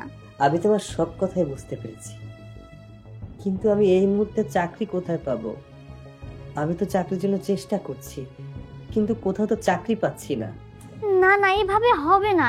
তুমি কেন বিষয়টা বোঝার চেষ্টা করছো না? আমি তো তোমাকে বললাম যত তাড়াতাড়ি সম্ভব একটা চাকরির ব্যবস্থা করো। তুমি যদি চাকরির ব্যবস্থা না করো, তাহলে কিন্তু আমি তোমার থেকে অনেক দূরে চলে যাব, কেউ আমাদের এক করতে পারবে না। প্লিজ, আমি তোমাকে ছাড়া থাকতে পারবো না, আমি তোমাকে ভালোবাসি। তুমি একটা ব্যবস্থা করো না সৈকত। আরে আর তুমি কান্না করছো কেন? প্লিজ কান্না করো না। দেখো, আমিও তো তোমাকে ভালোবাসি, তাই না? আচ্ছা ঠিক আছে, আমি একটা চাকরির ব্যবস্থা করছি। দেখি, কয়েক জায়গায় ইন্টারভিউ দিয়েছি, 2-1 দিনের মধ্যে একটা চাকরির ব্যবস্থা করছি। হ্যাঁ হ্যাঁ হ্যাঁ, তুমি সেটাই করো। আচ্ছা শোনো, অনেক রাত হয়ে গেছে, তুমি ঘুমিয়ে পড়ো কেমন? আমার অনেক ক্লান্ত লাগছে, আমি শুয়ে পড়ছি। আচ্ছা ঠিক আছে, তুমি ঘুমাও। আল্লাহ হাফেজ।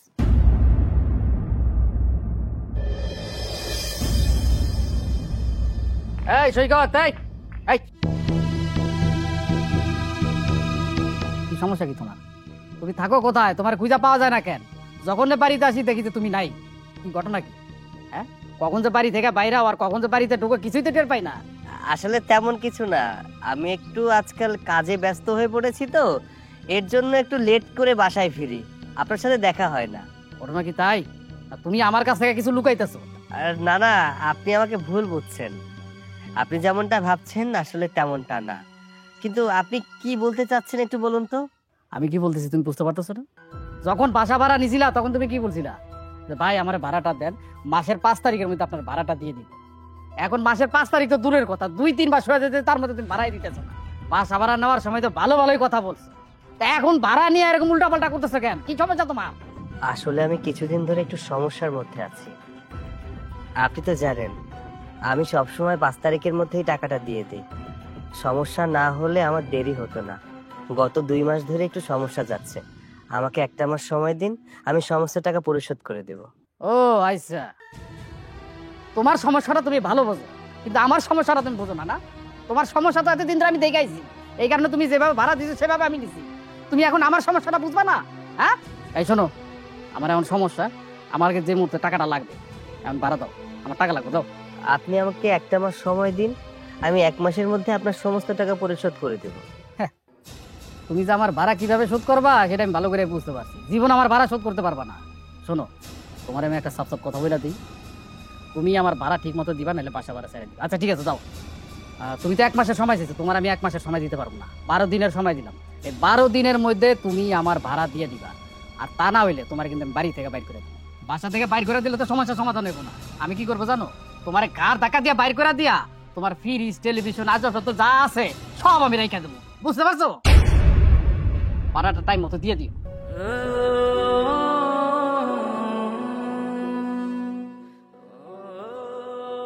আমি এখন কোথায় যাব? কার কাছে গেলে আমার সমস্যার সমাধান পাবো? আমার এখন যেভাবেই হোক টাকা জোগাড় করতে হবে, আমার নিজের জন্য, আমার পরিবারের জন্য। ছোট বোনের আবদার, ছোট ভাইয়ের আবদার, এমনকি আমার ভালোবাসার মানুষটাকে বাঁচাতে হলেও এখন টাকার দরকার। আমাকে যেভাবেই হোক টাকা জোগাড় করতে হবে। আল্লাহ, তুমি কোনো না কোনো ভাবে একটা উপায় বের করে দাও, যেখান থেকে আমি টাকা পাবো, অনেক টাকা পাবো, আমার পরিবারের সমস্ত সমস্যা আমি সমাধান করতে পারবো।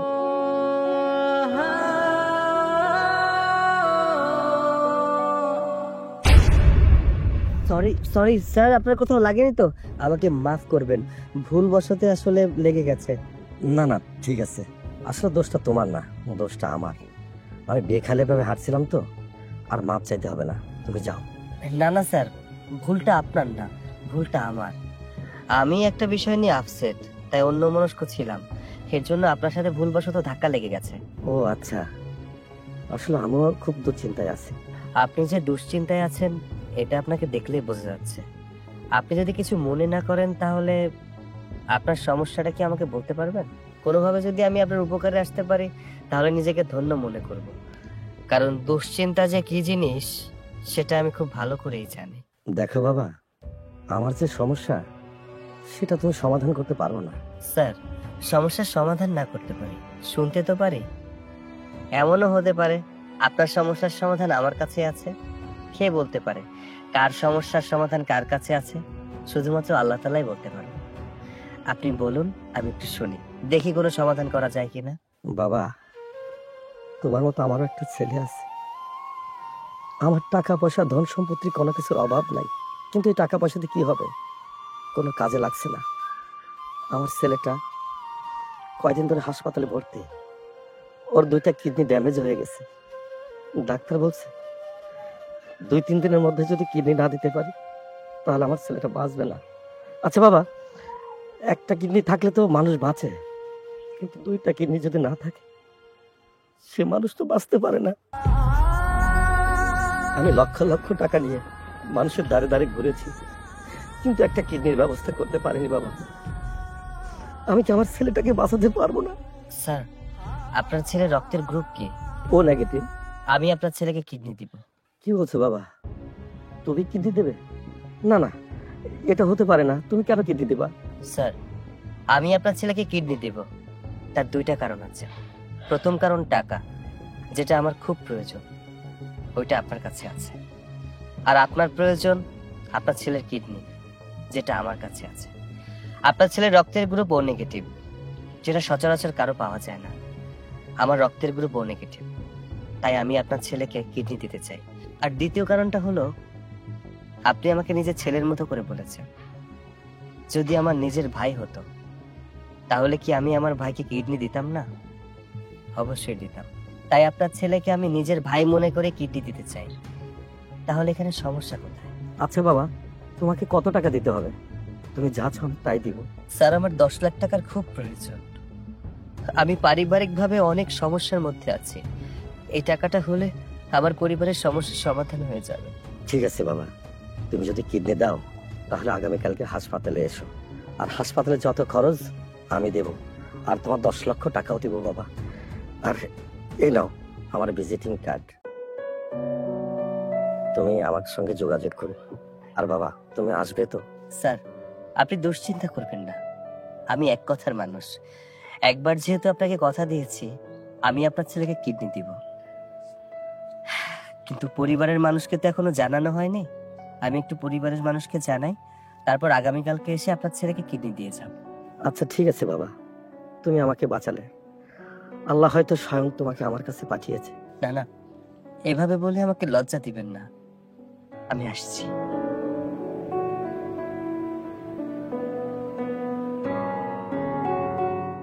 মা দেখো তো, এই সোনার হারটা অনেক সুন্দর না? হ্যাঁ, খুব সুন্দর। তোমার পছন্দ হয়েছে? হ্যাঁ মা। আচ্ছা। কি রে সৈকত, কি ব্যাপার বাবা? তুই আজকে বাসায় কেন? তুই অফিসে যাসনি? মা, আমি অফিসে গিয়েছিলাম। অফিস থেকে আমাকে ছুটি দেওয়া হয়েছে। নতুন একটা প্রজেক্টের জন্য অফিস থেকে আমাকে শহরের বাইরে পাঠাচ্ছে। প্রজেক্টটা অনেক ভালো। যদি সাকসেস হয়ে যায় তাহলে আর আমাদের কোনো সমস্যা থাকবে না। বোনের বিয়ে, ভাইয়ের বাইক, তোমার হাত খরচ সবকিছুই ঠিক হয়ে যাবে। ভাইয়া, আর আমার সোনার হারের কথা মনে আছে? হ্যাঁ রে, তো সোনার হারের কথা আমার মনে আছে। মা, আমি তাহলে ঘরে যাচ্ছি, কালকে সকাল সকাল বের হতে হবে। আর শোনো, গ্রামের দিকে যাব তো, হয়তো সেলফোনটা বন্ধ থাকতে পারে, নেটওয়ার্ক নাও থাকতে পারে। তুমি এ নিয়ে কোনো চিন্তা করো না। আচ্ছা, তা না হয় চিন্তা করলাম না, কিন্তু তুই যা বলছিস সত্যি বলছিস তো? আমাদের সব সমস্যার সমাধান হয়ে যাবে? যাবে মা, সব সমস্যার সমাধান হয়ে যাবে। আমি রুমে যাচ্ছি।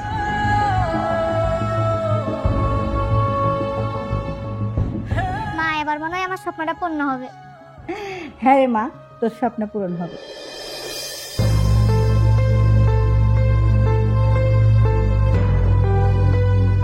আসসালামু আলাইকুম।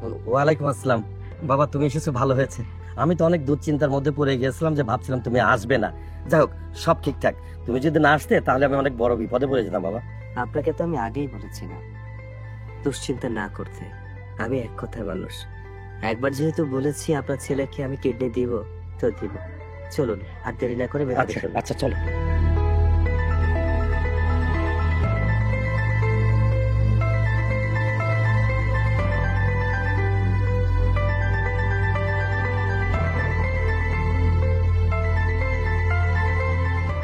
কি ব্যাপার, বারবার সৈকতের ফোন বন্ধ দেখাচ্ছে? ওর তো কখনো ফোন বন্ধ থাকে না। তাহলে ওর কি কোনো সমস্যা হলো? না, কি উল্টাপাল্টা ভাবছি। আর ও যদি কোথাও যেও থাকে তাহলে তো অবশ্যই আমাকে বলে যেত। আচ্ছা, আমি বরং ওর বাড়িতে যাই। না না, বাড়িতে যাওয়া তো ঠিক হবে না, কারণ ওদের বাড়ির কেউ তো আর আমাকে চেনে না। কিন্তু আজকে 2 দিন হয়ে গেল, ওকে আমি কলে পাচ্ছি না। উফ, আমার মাথা একদম কাজ করছে না, কি করব আমি? আমি বরং আর একটা দিন দেখি। এই একদিনের মধ্যে যদি আমি ওকে পেয়ে যাই তাহলে তো আলহামদুলিল্লাহ, আর না পেলে আমি সত্যি সত্যি এবার ওর বাড়ি পর্যন্ত চলে যাব। উফ, কিচ্ছু ভালো লাগছে না। আচ্ছা মা, 2 দিন ধরে ফোন বন্ধ পাইতেছি ভাইয়ার। ভাইয়ার তো কোনো সমস্যা হলো না? আরে না না, ওর কোনো সমস্যা হয়নি। ও কি একটা প্রজেক্ট নিয়ে যেন ঢাকার বাইরে গেছে, ওখানে হয়তো কোনো নেটওয়ার্কের সমস্যা, তাই মোবাইলটা বন্ধ। ও আচ্ছা, এবার বুঝতে পারছি ভাইয়া কেন তোরে বেশি ভালোবাসে। কারণ এই যে তুই ভাইয়ার সামনে উপরে উপরে দরদ দেখাস, ভাইয়ার জন্য চিন্তা করস। আচ্ছা, ভাইয়ার জন্য এত চিন্তা করার কি আছে? ও কি ছোট বাচ্চা নাকি? আমি শুনছি ও একটা সুন্দর প্রজেক্টের কাজে গেছে। এই কাজটা যদি সুন্দর মতো হয়ে যায় তাহলে আমার বাইক কিনা হয়ে যাইব, তোর বিয়ের গয়নাগাটি কিনা হইব, মারেও কিছু টাকা পয়সা দিব। আমি তো মনে প্রাণে চাই যে ভাইয়া এই প্রজেক্টের কাজটা সুন্দরভাবে সফল করে আসুক। দেখো ভাইয়া, তুমি সবসময় আমার সাথে এরকম করবা না। সৈকত ভাইয়ারে আমি উপরে উপরে ভালোবাসি না, আমি মন থেকে ভালোবাসি, তোমার মতো না। হ্যাঁ, আমি মানছি সৈকত ভাইয়ের কাছে আমি কিছু আবদার করি, সে আবদারগুলো আমার পূরণ করে, তাই আবদার পূরণ করার জন্য আমি ভালোবাসা দেখাবো এমন না। আচ্ছা ঠিক আছে, অনেক রাত হয়েছে, এখন তোরা ঘুমাতে যা। মা, তুমি ঘুমাতে যাবে না? ঘুমাবো, তোরা যা, আমার রান্নাঘরে কিছু কাজ আছে, ওগুলো শেষ করব, তারপরে ঘুমাতে যাবো। আচ্ছা মা, শোনো, আমি ঘুমাইতে গেলাম। আমি যাওয়ার আগে তোমার একটা কথা বলে যাই। তোমার ছেলেকে ফোন দিয়ে বলবা যে আসার সময় যেন আমার বাইকটা নিয়ে আসে, আর যদি বাইক না আনতে পারে তাহলে যেন বাইকের টাকাটা আনে, আর যদি না আনে না, একদম খবর আছে। আমি গেলাম ঘুমাইতে।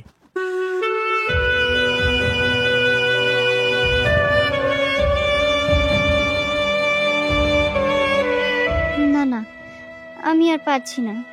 আজকে 3 দিন হয়ে গেল, সৈকতের ফোন বন্ধ। আমি আর একটা মুহূর্ত অপেক্ষা করতে পারবো না।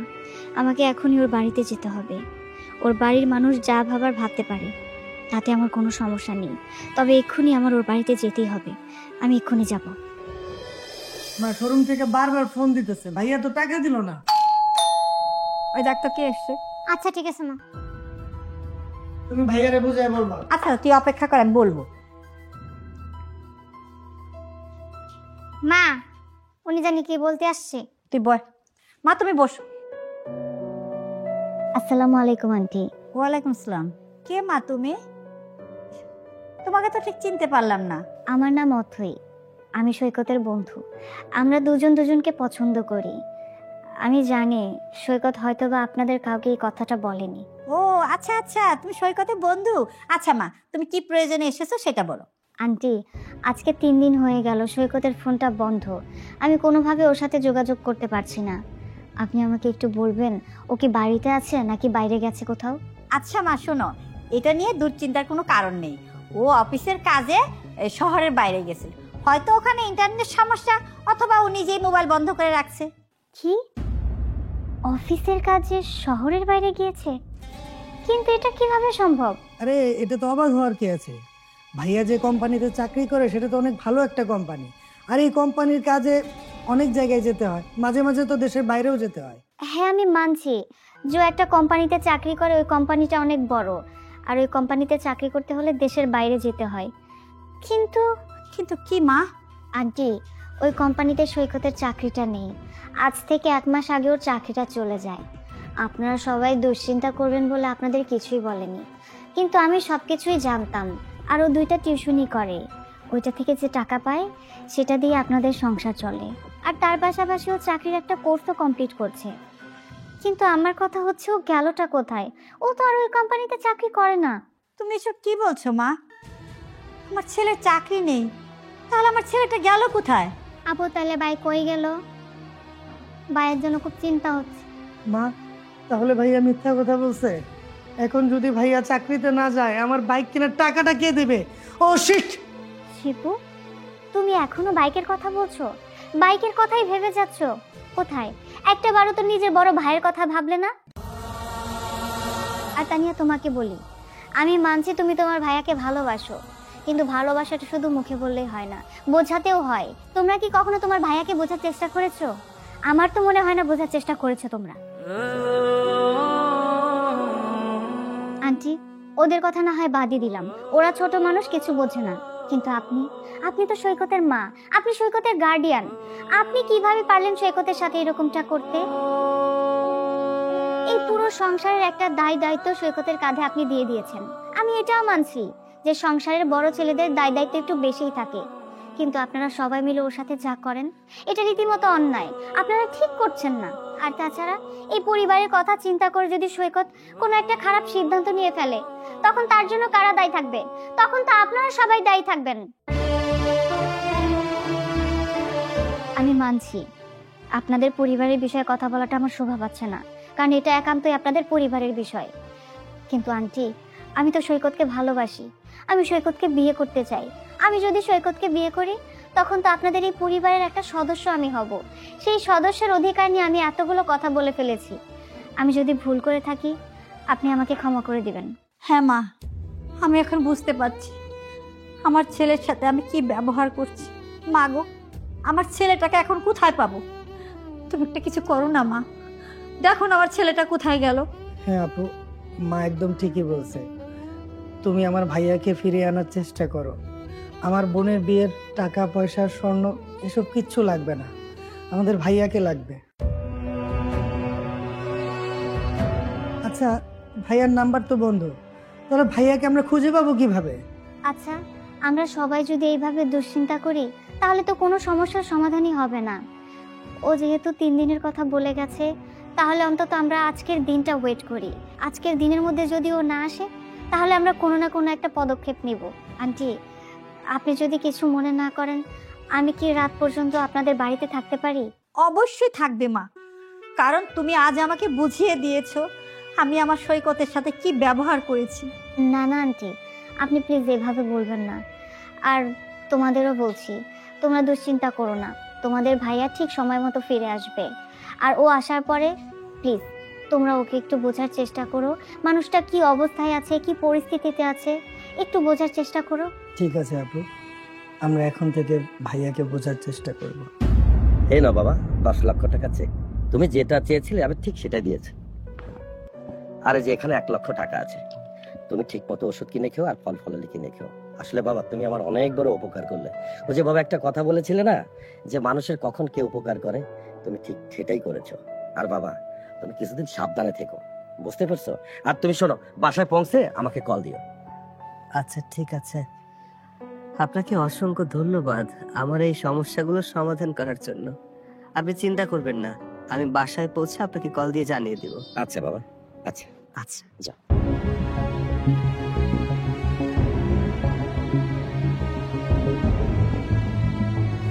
মামুনি, আর তো পাচ্ছি না, আর কি করবো, কোথায় খুঁজতে যাবো ওকে? অথই, তুমি এখানে? ও এখানে কি করছে সেটা না হয় পরে বলছি, আগে তুই কোথায় গিয়েছিলি সেইটা বল। মা আমি তো তোমাকে বলেই গিয়েছিলাম আমি কিছুদিনের জন্য অফিসের কাছে শহরের বাইরে যাচ্ছি। হ্যাঁ, সেটা তো তুই বলে গিয়েছিলি, কিন্তু তুই সত্যি করে বল কোথায় গিয়েছিলি। মা তুমি আমার সাথে এভাবে কেন কথা বলছো? আমি তো তোমাকে বললামই আমি অফিসের কাছে শহরের বাইরে গিয়েছিলাম, আর গ্রামে নেটওয়ার্ক পায় না, এর জন্য তোমাদের সাথে যোগাযোগ করতে পারিনি। ভাইয়া আমরা সবাই জেনে গেছি তোমার চাকরিটা আর নেই। যেহেতু তোমার চাকরি নেই সেহেতু প্রজেক্টের কাজে তোমার গ্রামে যাওয়ার কোনো প্রশ্নই আসে না। ভাইয়া তুমি কোথায় গিয়েছিলে সত্যি করে বলো।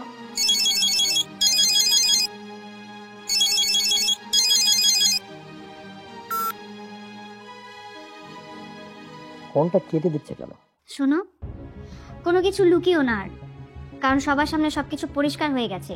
আমি সবাইকে বলে দিয়েছি যে তোমার চাকরিটা আর নেই। এখন চুপ করে না থেকে তুমি আমাকে বলো যে কোথায় গিয়েছিলে। আরে কি ব্যাপার, তোমরা সবাই আমাকে এভাবে চেপে ধরছো কেন? আচ্ছা আমি মানছি যে আমার চাকরি নেই, তাই বলে কি আমার কোথাও কোনো কাজ থাকতে পারে না? হ্যাঁ, কাজ তো থাকতেই পারে, এই জন্যই তো তোকে জিজ্ঞাসা করছি কোথায় গিয়েছিলি, কি কাজের জন্য গিয়েছিলি সেটা আমাদেরকে বল। মা তুমিও না ওদের মতো বাচ্চামি শুরু করে দিয়েছো নাকি?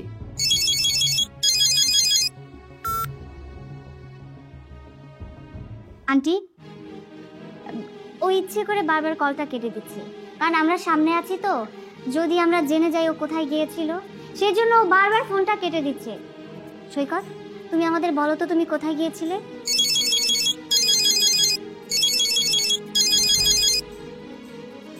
কি ব্যাপার, তোমাকে না আমি বলেছি তুমি বাসায় পৌঁছানোর পরে আমাকে কল দিতে, তুমি কেন আমাকে কল দিলে না?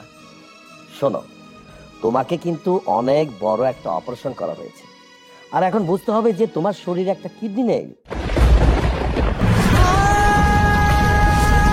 আর আগের মতো চলাফেরা করলে তো চলবে না, এখন তোমাকে সাবধানে চলাচল করতে হবে, নিজেকে যত্ন নিতে হবে।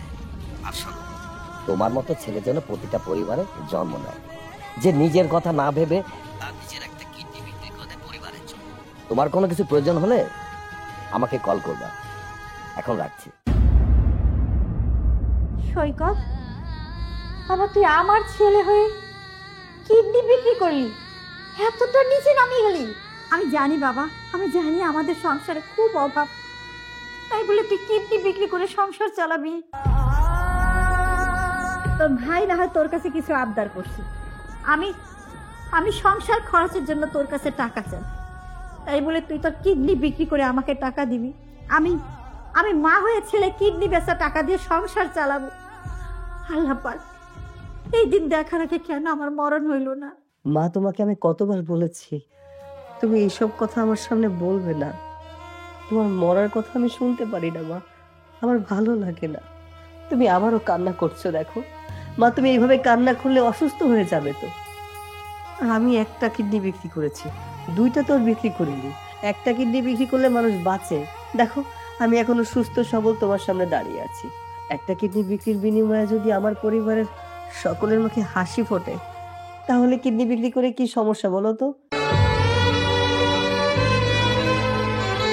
আমি যে কিডনিটা বিক্রি করেছি এর বিনিময়ে আমার বোনের বিয়েটা হবে, আমার ভাইয়ের স্বপ্নটা পূরণ হবে। এর চেয়ে বড় পাওয়ার কি হতে পারে বলো তো মা? হ্যাঁ, তুমি সবার কথা ভাবলে, তোমার পরিবারের কথা ভাবলে, কিন্তু একটাবার নিজের কথা ভাবলে না। একটাবার তুমি আমার কথা ভাবলে না। তোমার যদি কিছু হয়ে যায় আমি কাকে নিয়ে থাকবো, আমি কাকে নিয়ে বাঁচবো বলো তো? দেখো আমি তোমাকে ভালোবাসি, কিন্তু আমার পরিবার আমার কাছে সবচেয়ে আগে। আমার পরিবারের সুখটা আমি দেখতে চেয়েছি, আমার পরিবারের প্রত্যেকটা মানুষের মুখে আমি হাসি ফোটাতে চেয়েছি। এই যে কিডনিটা বিক্রি করেছি, এই টাকা দিয়ে আমার ভাইটার স্বপ্ন পূরণ হবে, একটা বাইক কিনতে পারবে। আমার বোনটার সসম্মানে বিয়ে হবে, গহনা কিনতে পারবে, আর কোনো সমস্যা থাকবে না আমাদের পরিবারে। ভাইয়া, তোমার কাছে আর কোনোদিন কিচ্ছু চাবো না, আর আমার বিয়েও দিতে হবে না। আমি শুধু তোমাদের সাথে থাকতে চাই। হ্যাঁ, তা নিয়ে ঠিকই বলছে। আমার বাইক কেনার কোনো দরকার নাই, আমার বাইক লাগবে না। আমার বন্ধুরা যা বলার বলুক, আমি বাইকটা কিচ্ছু চাই না। ভাইয়া আমরা তোমাকে চাই, আর কিচ্ছু চাই না। ভাইয়া আমি তোমার সাথে না বুঝে অনেক খারাপ ব্যবহার করছি, অনেক অন্যায় আবদার করছি। ভাইয়া তুমি আমাকে মাফ করে দাও ভাইয়া। ধুর পাগল, তোরা আমার কাছে কেন ক্ষমা চাচ্ছিস? আরে আমি তো তোদের বড় ভাই। বাবা যখন মারা গিয়েছিল তখন তো আমি বলেছিলাম তোদের সমস্ত আবদার আমি পূরণ করব, তোদের সমস্ত সমস্যা আমি দেখব, কিন্তু আমি পারিনি। আমি তোদের ছোট ছোট আবদারগুলো পূরণ করতে পারিনি, এটা ভেবে আমার খারাপ লাগতো। কিন্তু আজকে আমার ভালো লাগছে যে তোদের আবদারগুলো আমি পূরণ করতে পারছি। আমি কিডনি বিক্রি করে আর যাই করি না কেন, তোদের সমস্যাগুলোর সমাধান করতে পারছি। আজকে এটা ভেবে ভালো লাগছে যে আমার মা আমাকে বুঝতে পেরেছে, আমার বোন আমাকে বুঝতে পেরেছে, আমার ভাই আমাকে বুঝতে পেরেছে। কিন্তু অথই, তুমি একটা কাজ করো, তুমি তোমার বাবার পছন্দের ছেলেকে বিয়ে করে ফেলো। আমি চাই না আমার মতো একটা অসুস্থ মানুষের সাথে তুমি তোমার সারাটা জীবন কাটাও। তুমি এটা কি বললে বলো তো? আমি তোমাকে ভালোবাসি, মন থেকে ভালোবাসি। তোমার একটা কিডনি তো কি হয়েছে? ডাক্তার যদি বলে তুমি আর একদিন বাঁচবে, তবু আমি তোমাকে ভালোবেসে যাব, আমি তোমাকেই বিয়ে করব। আজকে তো আমার এটা ভেবে খুব ভালো লাগছে যে আমি এমন একটা ব্যক্তিকে ভালোবাসি যে তার মা বাবা ভাই বোন পুরো পরিবারকে ভালোবাসে। যে তার পুরো পরিবারকে ভালোবাসতে পারে সে তো সবাইকে ভালোবাসতে পারে। কিন্তু মা, আমার ছেলেটার কি হবে? আমার ছেলেটা একটা কিডনি নিয়ে বাঁচবে কিভাবে? আন্টি, আপনি এমন কোনো চিন্তা করবেন না, ওর কিছুই হবে না। আমার বাবা তো একজন ডাক্তার, আমার বাবাকে বললে ওর একটা কিডনির ব্যবস্থা হয়ে যাবে। আমি আবারও সৈকতের শরীরে একটা কিডনি প্রতিস্থাপন করব। আপনি এসব নিয়ে একদম চিন্তা করবেন না, ওর কিছুই হবে না, ও একদম সুস্থ হয়ে যাবে। ঠিক আছে আপু, আমার একটা শর্ত আছে। তোর আবার কি শর্ত? শর্তটা হলো আমার বিয়ের আগে আপুকে ভাবি হিসাবে দেখতে চাই। শোন, তোকে কিচ্ছু বলতে হবে না, আমি সব বুঝতে পারছি। আমি আজই ওদের বিয়ের ব্যবস্থা করছি।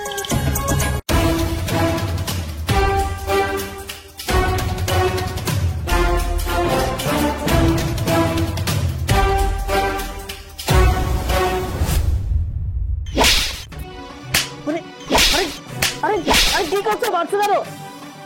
তুমি বাচ্চা, তোরা এত বড় সাহস তুই আমার গায়ে কাজ করেছিস? আরে আজব ব্যাপার তো, আজকে আমাদের বিয়ে হয়েছে, আজকে আমাদের বাসর রাত, তোমাকে টাচ করবো না তো কাকে টাচ করবো আমি? ছেঁড়া কথা শুনে লাখ টাকার স্বপ্ন দেখছিস? শোন, নেহাতি আমার বাবা আমাকে এই বিয়েটা করার জন্য ফোর্স করেছিল, নাহলে তোর মতো ছেলেকে আমি জীবনেও বিয়ে করতাম না। তুমি যদি বিয়েতে রাজি না থাকতে তাহলে বিয়ে করেছো কেন? ওই যে বললাম, আমার বাবা আমাকে ফোর্স করেছিল, এই কারণে শুধুমাত্র আমি এই বিয়েটা করেছি। কিন্তু তোর বাসায় আমি বেশি দিন থাকবো না, আমি এখানে কিছুদিন থেকে তারপর তোকে ডিভোর্স দিয়ে আমার বয়ফ্রেন্ডের সাথে আমি চলে যাব। তোমার যদি আমাকে বিয়ে করার নাই হতো তাহলে তোমার বাবাকে বলতে যে বাবা আমার অন্য কোনো ছেলেকে পছন্দ আছে, এই ছেলেকে আমি বিয়ে করবো না, তাহলে তোমার জীবনটাও নষ্ট হতো না, আমার জীবনটাও নষ্ট হতো না। দেখ, এখানে আমার জীবন নষ্ট হওয়ার কিছু নেই। আমার মতো কোটিপতির মেয়ের এরকম 2-4টা বিয়ে করলে কেউ কিছু বলবে না, কোনো সমাজও আঙুল তুলে কথা বলবে না। কিন্তু সেক্ষেত্রে তোকে অনেকে অনেক কথা শোনাতে পারে। এখানে আমার জীবন নষ্ট হওয়ার কোনো কিছুই নেই, আর আমি এসব একদমই চিন্তা করছি না। আমার বাবা আমাকে ছোটবেলা থেকে আদর করে বড় করেছে, আদর করে বড় করে যে তোর মতো একটা বাদরের গলায় ঝুলিয়ে দিবে সেটা আমি কখনো বুঝতে পারিনি। শোন, তোর সাথে এত কথা বলতে আমার একদমই ভালো লাগছে না। বের হ, এই রুম থেকে এক্ষুনি বের হ। তুমি কি বলছোটাকে? হ্যাঁ, আমি বাইরে গিয়ে ঘুমাবো কিভাবে? তোর যেখানে খুশি সেখানে যেয়ে ঘুমা, বাড়িটা তোর ছোট না, তুই ওয়াশরুমে যেয়ে ঘুমা, সোফায় যেয়ে ঘুমা, কিচেনে যেয়ে ঘুমা, যেখানে খুশি ঘুমা, কিন্তু এই রুম থেকে এক্ষুনি বের হ। কি হলো, দাঁড়িয়ে আছিস কেন? বের হ। কাজটা তুমি একদম ঠিক করোনি। ঠিক করেছি না ভুল করেছি সেটা আমি পরে দেখব, এখন তুই বের হ। আমি বলছি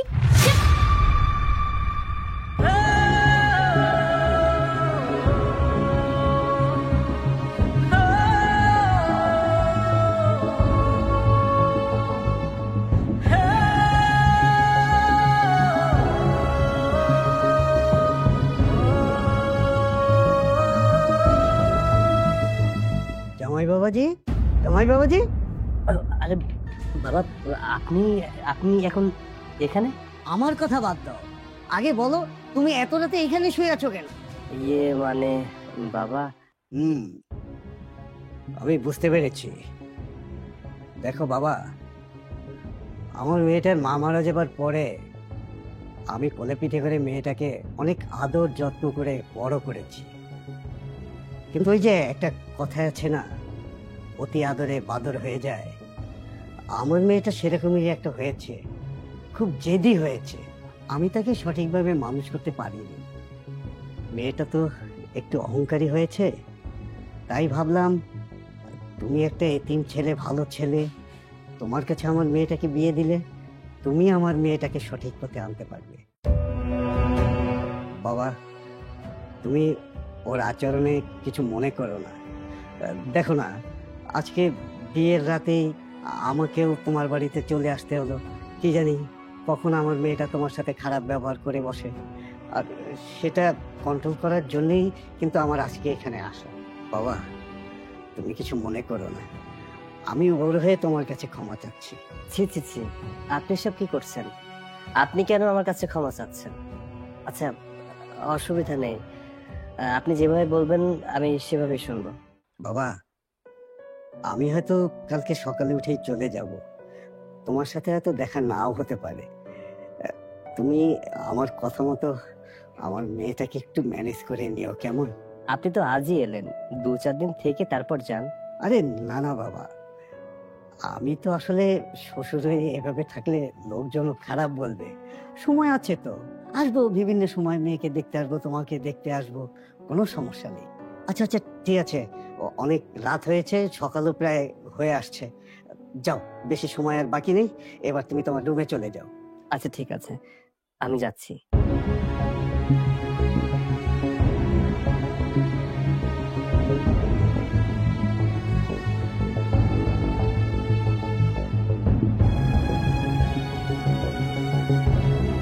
আমি কি আমার মেয়েটাকে এখানে বিয়ে দিয়ে ভুল করলাম? মেয়ের সুখের কথা চিন্তা করে আর একটা মানুষের জীবন নষ্ট করলাম না তো?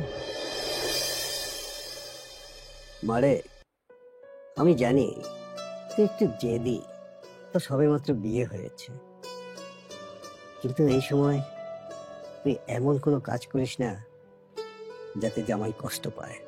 তুমি কোনো টেনশন করো না বাবা, আমি এমন কিছুই করব না।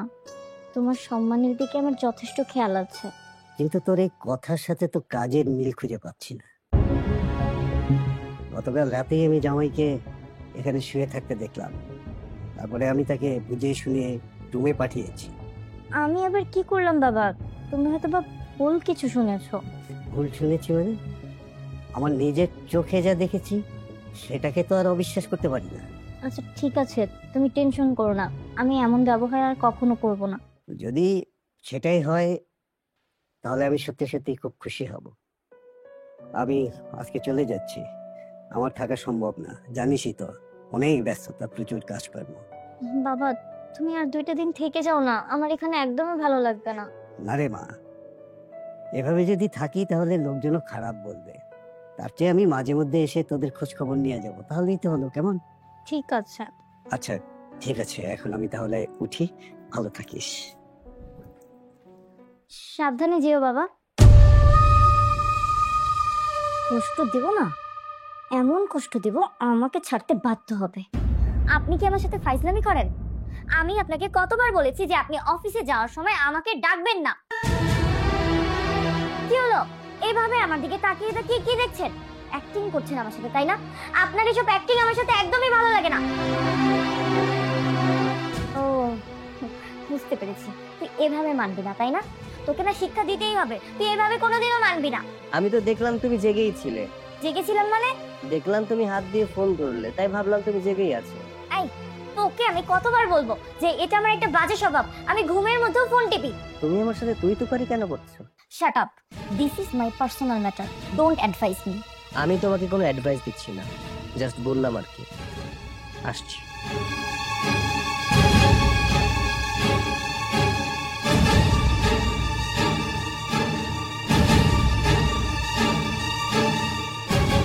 হ্যালো রিয়া, তোমাকে আমি কতবার বলেছি যে ঘুম থেকে উঠে আমাকে একটা গুড মর্নিং মেসেজ করবে, না হলে একটা কল দিবে। আমি তোমার কলে ঘুম থেকে উঠতে চাই, তুমি তো আমার কোনো কথাই শোনো না।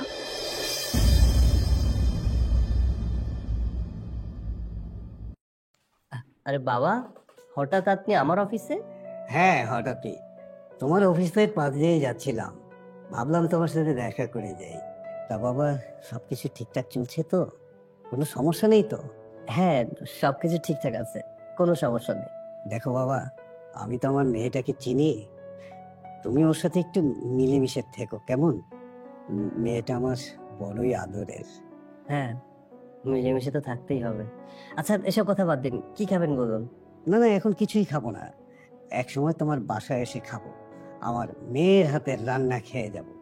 আমার মেয়ের হাতের রান্না কিন্তু খুবই ভালো, আমাকে মাঝে মধ্যেই রান্না করে খাওয়াতো।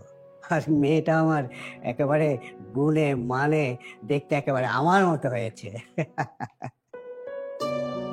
মেয়েটা একটু জেদি, সেটা তো তোমাকে আগেও বলেছি, কিন্তু মনটা কিন্তু ওর খুবই ভালো। তুমি যদি ওর সাথে ভালো ব্যবহার করো, দেখবে তোমার সাথে খুবই ভালো ব্যবহার করবে। আর এইভাবেই তো দুজনের মধ্যে সুখের সংসার তৈরি হবে, নাকি বলো? আচ্ছা ঠিক আছে, এক সময় বাসায় আসেন, খাওয়া দাওয়া হবে, আড্ডা হবে। আচ্ছা এখন তাহলে আমি আসি। আচ্ছা ঠিক আছে, আসসালামু আলাইকুম। ওয়ালাইকুম আসসালাম।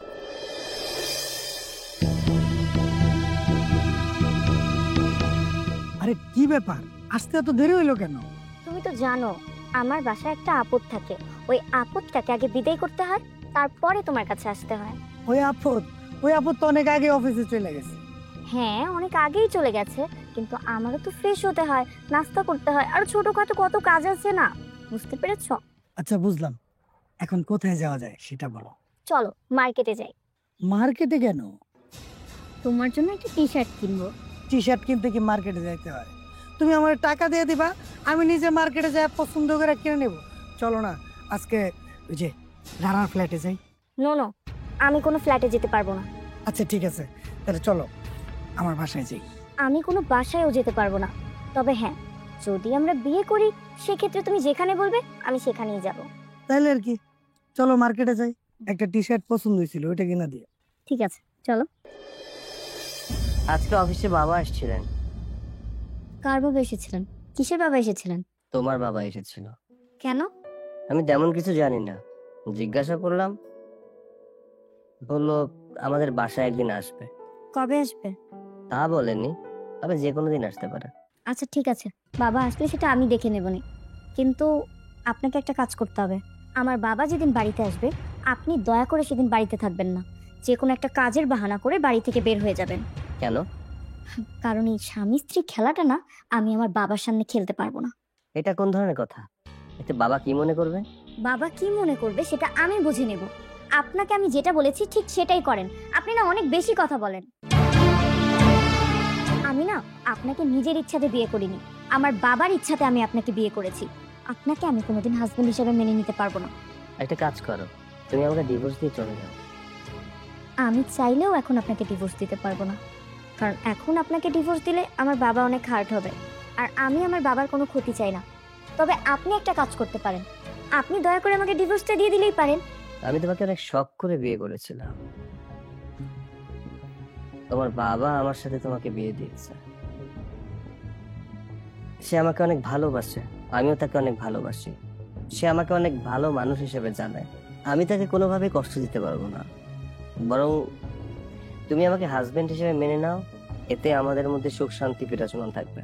আমি এটা কোনোদিনও পারবো না।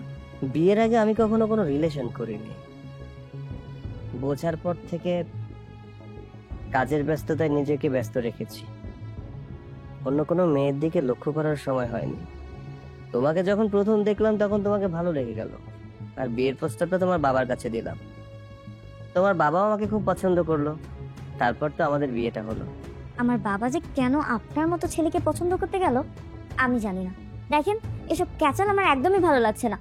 আমি আমার ফোনে আমার বন্ধুর সাথে প্রয়োজনীয় কথা বলছি, আপনি জানতো? প্রয়োজনীয় কথা, চ্যাটিং, বন্ধুত্ব।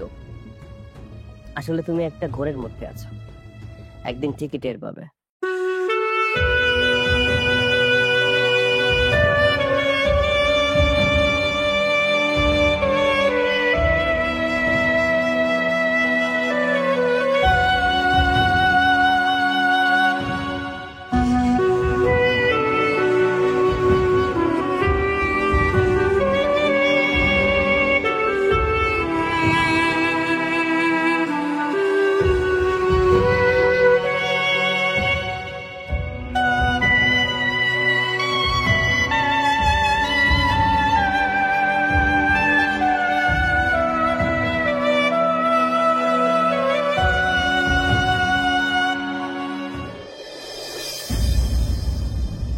জানো আজকে তুই আর বিথি বেশ মজা আছে।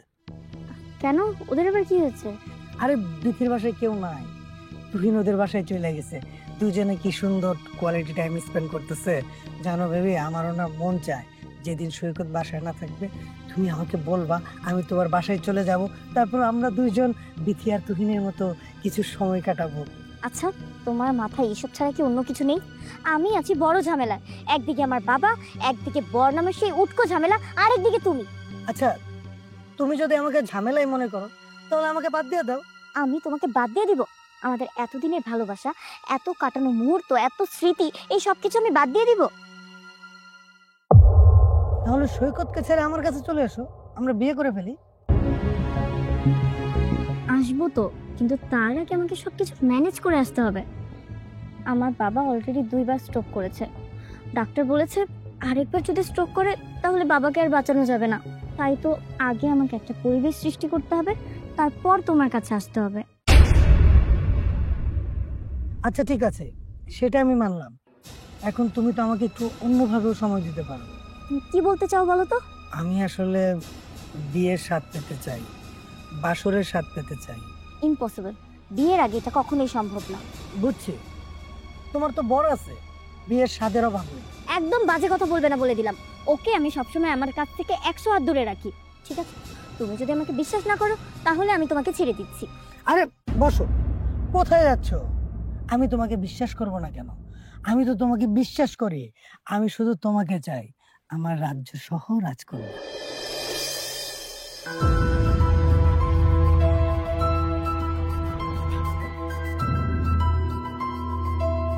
তোমাকে একটা কথা বলি। আচ্ছা, একটু হোল্ড করো। দেখছেন আমি ফোনে কথা বলছি, আপনার টাইম সেন্স বলতে কিছু নেই তাই না?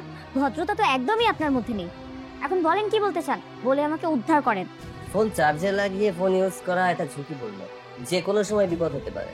দেখেন আমি আমারটা অনেক ভালো বুঝি, আপনার আর কিছু বলার আছে? না। ঠিক আছে তাহলে যান, আল্লাহর ওয়াস্তে ফ্রেশ হয়ে আপনার খাবারটা খেয়ে ঘুমান, আমি ব্যস্ত আছি। ব্যস্ততা কার সাথে? রিয়াদের সাথে? রিয়াদকে আমি খুব ভালো করেই চিনি, ওর পরিবার সম্পর্কেও জানি। রিয়াদ তোমার সাথে পড়াশোনা করে, 2বার ফেল করেছে। তুমি প্রাইভেট ইউনিভার্সিটিতে পড়ো আর ও জাতীয় বিশ্ববিদ্যালয়ে পড়ো। হ্যাঁ, রিয়াদ আমার বেস্ট ফ্রেন্ড, ওর সাথে আমার রিলেশন খুবই ভালো। আর আপনার যদি এই কথা বিশ্বাস না হয় তাহলে আপনি আমাকে ডিভোর্স দিয়ে দিতে পারেন। দেখো, সমাজ, পরিবার, পরিজন, বন্ধু বান্ধব, আত্মীয় স্বজন সবকিছুই হচ্ছে আমার ভালোবাসা। আমি আমার ভালোবাসাকে ডিভোর্সের মাধ্যমে বিসর্জন দিতে পারবো না। I am sorry.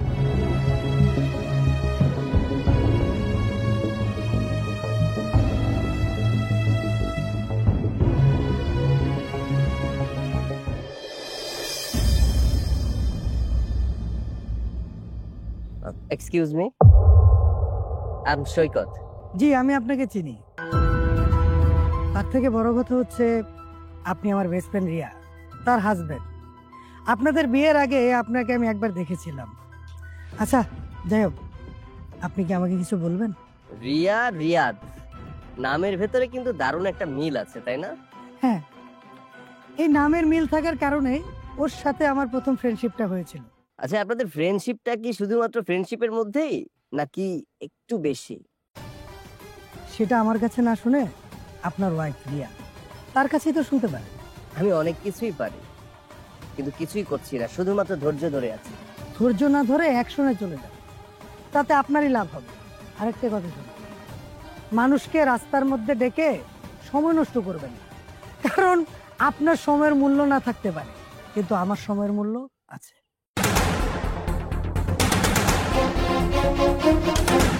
আমি চাইলেই অনেক কিছু করতে পারি, কিন্তু কৌশলগত কারণে নিজেকে সংযত রেখেছি। কিরে, কেমন আছিস? বাবা, তুমি আমার বাসায়? তুমি আমাকে বলে আসবে না, একেস একটা কল দিয়ে আসতে? কেন? আমি তো জামাই বাবাজিকে বলেছিলাম যে একদিন মেয়ের বাসায় গিয়ে ওর সাথে রান্না খাবো। কেন, তোকে বলেনি? আচ্ছা ঠিক আছে, তাহলে তুমি বসো, আমি তোমার জন্য রান্নার ব্যবস্থা করছি। হ্যাঁ, তুমি চলে এসেছো? হ্যাঁ। তাহলে তোমরা দুজন ফ্রেশ হয়ে আসো, আমি তোমাদের জন্য খাবার ব্যবস্থা করছি। কি ব্যাপার, তুমি চুপ করে আছো কেন? না, এমনিতেই। বাবা কেমন আছেন আপনি? হ্যাঁ, আমি ভালো আছি। তুমি ভালো আছো? হ্যাঁ বাবা, ভালো আছি, কিন্তু আপনি আসছেন, আমি তো থাকতে পারছি না। আমার তো বাইরে কাজ আছে, যেতে হবে। বলো কি বাবা, আমি তো আরো ভাবলাম যে আমি আসছি, তিনজনে মিলে একসাথে গল্প করবো, জম্পেশ আড্ডা হবে। হ্যাঁ, আড্ডা দিতে বলে তো ভালোই হতো। বাবা, ওনা আমাকে অনেক আগেই বলেছিল যে আজকে ওর একটা কাজ আছে। ও তো আর জানে না যে তুমি বাসায় আসবে, ওকে যেতে দাও। শোনো, তুমি যাও, আমি বাবার সেবা যত্ন করছি। আচ্ছা তাহলে আমি গেলাম। হ্যাঁ,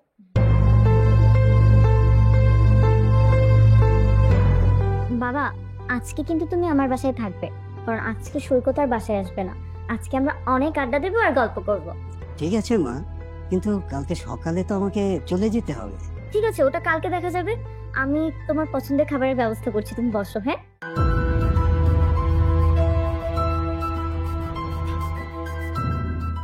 জামাই বাবাজির মতি গতি তো ভালো মনে হচ্ছে না, বাইরে তার এমন কি কাজ?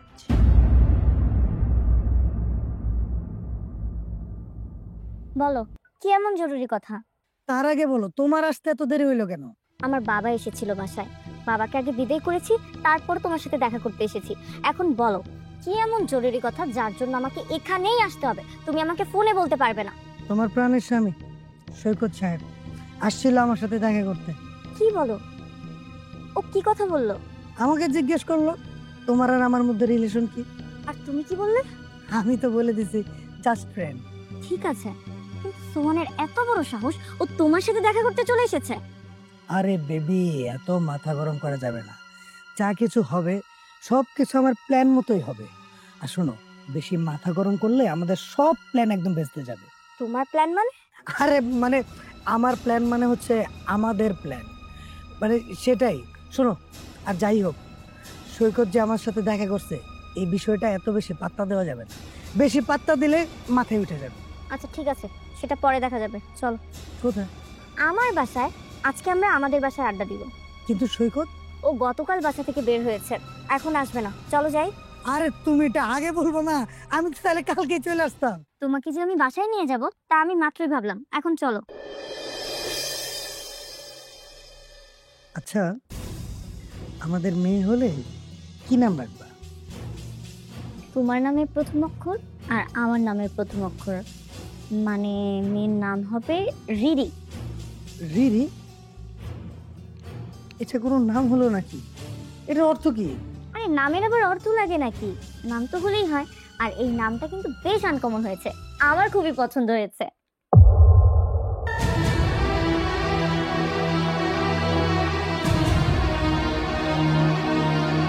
বাহ, বেস্ট ফ্রেন্ড এখন বাসার ভেতরেও চলে আসে নাকি?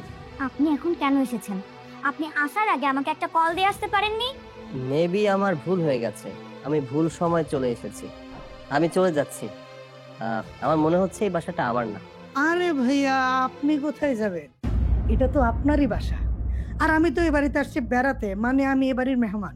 আচ্ছা ঠিক আছে বন্ধু, তোর সাথে কালকে দেখা হবে যদি তুই বের হতে পারিস। ভাইয়া, আমি আজকে আসি।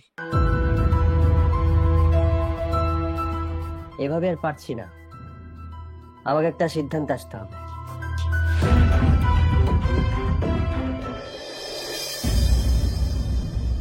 কি ব্যাপার বাবা, তোমার এমন কি কথা যার জন্য তুমি আমাকে এখানে নিয়ে এসেছো?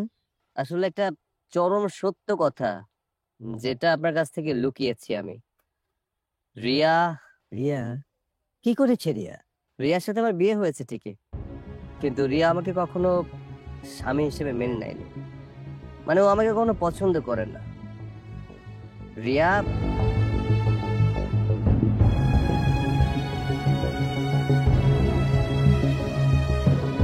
ঠিক আছে বাবা, তুমি এটা নিয়ে কোনো টেনশন করো না, আমি বিষয়টা দেখছি। ঠিক আছে, চলো যাই।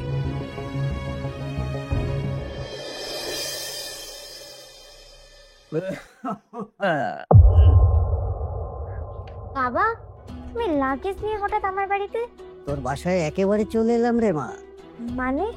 চিন্তা করছিস কেন রে মা? জামাই বাবাজি রে আমি ম্যানেজ করে নেব। কতদিন আর বাঁচবো বল? এখন থেকে তোর সাথে লম্বা একটা সময় কাটাতে চাই। চিন্তা করিস না তো। শোন, এখন থেকে তুই যেখানে থাকবি আমিও তোর সাথেই থাকবো। জি বাবা। দাঁড়িয়ে আছিস কেন? আরে আমার তো ক্ষুধা পেয়েছে, কিছু খেতে দে, জার্নি করে আসছি না। হ্যাঁ বাবা, চলো।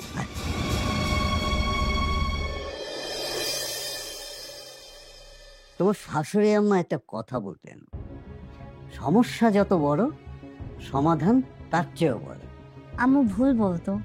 কেন ভুল বলতো? কেন? কারণ কিছু কিছু সমস্যা আছে যেটা সমাধান হয় না, আর কাউকে বলাও যায় না। আমি রিয়ার সাথে একমত বাবা। আমি তোমাদের সাথে একমত হতে পারবো না, কারণ কোনো কিছু হলে আলোচনার মাধ্যমে তা নিমিষেই সমাধান করা সম্ভব। দরকার শুধু পজিটিভ চিন্তা ভাবনা। বিষয়টা যখন নেগেটিভ, তখন পজিটিভ চিন্তা কি করে আসে বাবা? বাবা, আমার অনেক ঘুম পাচ্ছে, তোমরা এখন যাও, আমি ঘুমাবো। তোমরা মানে? আচ্ছা ঠিক আছে, বুঝতে পারছি। তোমরা ঘুমাও, আমি গিয়ে শুয়ে পড়ি।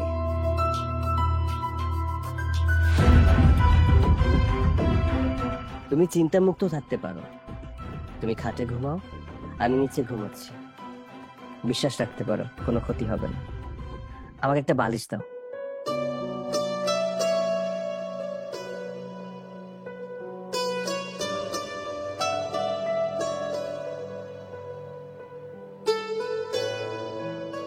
আচ্ছা, তোমাকে না কত করে বলেছি মোবাইল চার্জে লাগিয়ে চাপাচাপি করবে না, এতে দুর্ঘটনা ঘটতে পারে।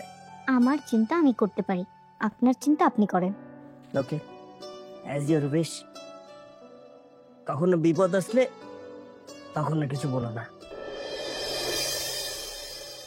কাল রাতে তো একসাথেই ছিল। হ্যাঁ, তাতে কি হয়েছে? তুমি কি আমাকে সন্দেহ করছো? আরে না, আমি তোমাকে সন্দেহ করব কেন? আমি তোমাকে কখনোই সন্দেহ করি না। তোমার কোলে একটা বাচ্চা থাকলেও আমি তোমাকে সন্দেহ করব না। তুমি জানো তোমার জন্য আমি কত ঝামেলায় আছি? কিরে মা, তুই এখানে? আর এই ছেলেটাকে? বাবা, ও আমার ফ্রেন্ড। আসসালামু আলাইকুম আঙ্কেল, কেমন আছেন? ওয়ালাইকুম আসসালাম, ভালো আছি। তুমি কেমন আছো বাবা? জি আঙ্কেল, আমি ভালো আছি। আচ্ছা মা, আমি তোর বাসায় এলাম আর জামাই অফিসে গেল, আর এদিকে তুই এইখানে। আমার কি আর একা একা বাসায় ভালো লাগে? আর এই জন্যই তো হাঁটতে হাঁটতে বেরিয়ে এলাম। ভালোই হলো তোদের পেয়েছি। এখন তোদের সাথে আমি একেবারে জমিয়ে আড্ডা মারবো, বন্ধুর মতো। কেমন হয় বল? হ্যাঁ আঙ্কেল, খুব ভালো হয়। তিনজন আড্ডা দিতে পারলে ভালো হতো, কিন্তু আঙ্কেল আমার তো একটু কাজ আছে। আচ্ছা সমস্যা নেই, তুমি চলে গেলে আমি ওর সাথে আড্ডা মারবো। আচ্ছা ঠিক আছে আঙ্কেল, তাহলে আমি চলি। আচ্ছা ঠিক আছে। আচ্ছা মা শোন, তোর সাথে আমার কিছু কথা ছিল। আচ্ছা ঠিক আছে বাবা, চলো আমরা বাসায় যাই, ওইখানে যে গল্প করব। আর তোমার কি কথা আছে শুনছি। কেন? এখানেই তো ভালো ছিল। না বাবা, এখানে আমার ভালো লাগছে না, চলো বাসায় যাই। আচ্ছা ঠিক আছে, চল।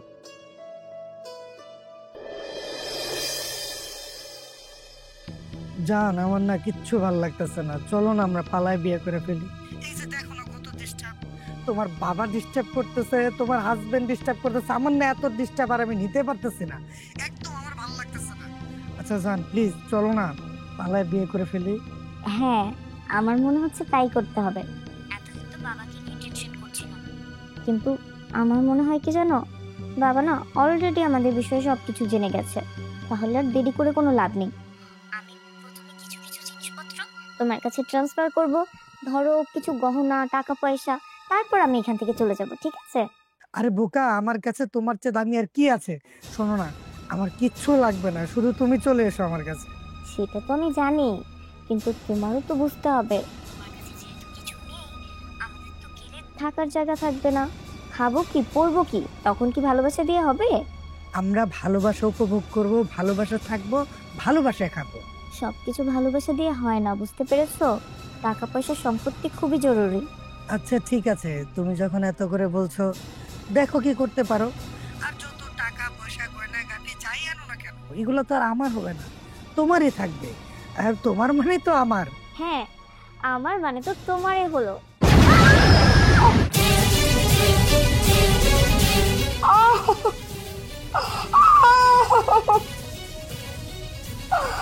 এই কি হয়েছে তোমার?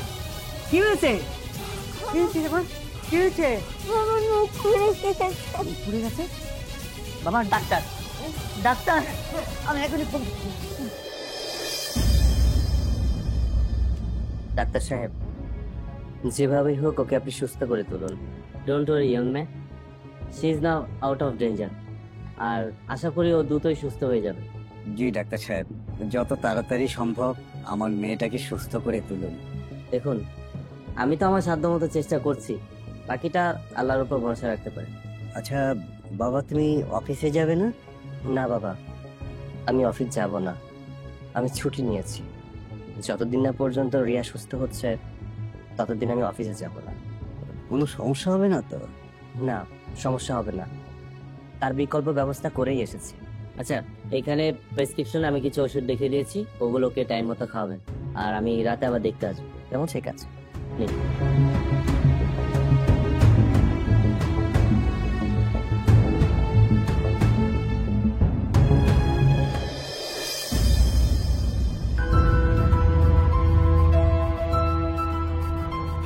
কি ব্যাপার, এত তাড়াতাড়ি আসতে বললো কেন? তুমি এত দেরি করলে কেন? আমি হসপিটাল থেকে ডাইরেক্ট এখানে এসেছি, আমি কিছুই আনতে পারিনি, আমার মুখের অবস্থা খুবই খারাপ। চলো আমরা পালিয়ে যাই। পালিয়ে যাব মানে? কোথায় যাব? সেখানে গেলে আমাদের কেউ আর খুঁজে পাবে না। কিভাবে যাব? তুমি কি সেই পরিমাণ টাকা পয়সা আনতে পারছো? বললাম তো, আমি আমার সাথে কিছুই আনতে পারিনি, আমি ওইখান থেকে পালিয়ে এসেছি। দেখি তোমার মুখের কি অবস্থা।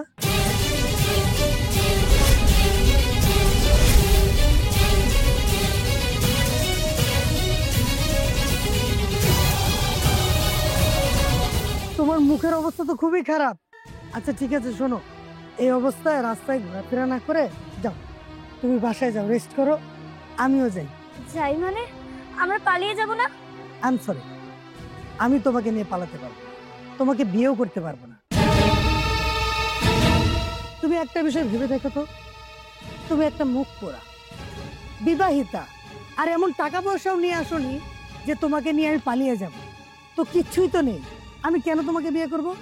আর শোনো, আজকের পর থেকে তুমি আমার সাথে কোনো প্রকার যোগাযোগ করার চেষ্টা করবে না, আমিও তোমার সাথে কোনো সম্পর্ক রাখবো না।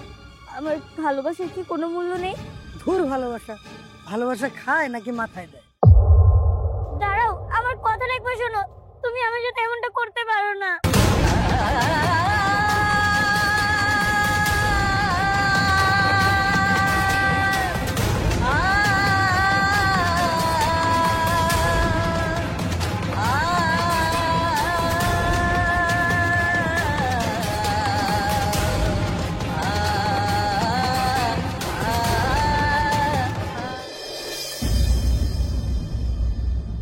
তুমি কোনো চিন্তা করো না, যত টাকা লাগুক আমি তোমার চিকিৎসা করাবো। দরকার পড়লে প্লাস্টিক সার্জারির মাধ্যমে তোমার ফেস আগের মতো করে ফেলবো। তবুও তুমি কোনো চিন্তা করো না, আমি সবসময় তোমার পাশে আছি। তোমার কাছে বেশি কিছু চাই না, কখনো স্বামীর অধিকার নিয়েও আসবো না, শুধু তোমার পাশে থেকে একটু ভালোবাসার সুযোগ দিও। আমার কোনো অভিমানও থাকবে না, অভিযোগও থাকবে না। আমার মুখে কিছুই হয়নি। মানে?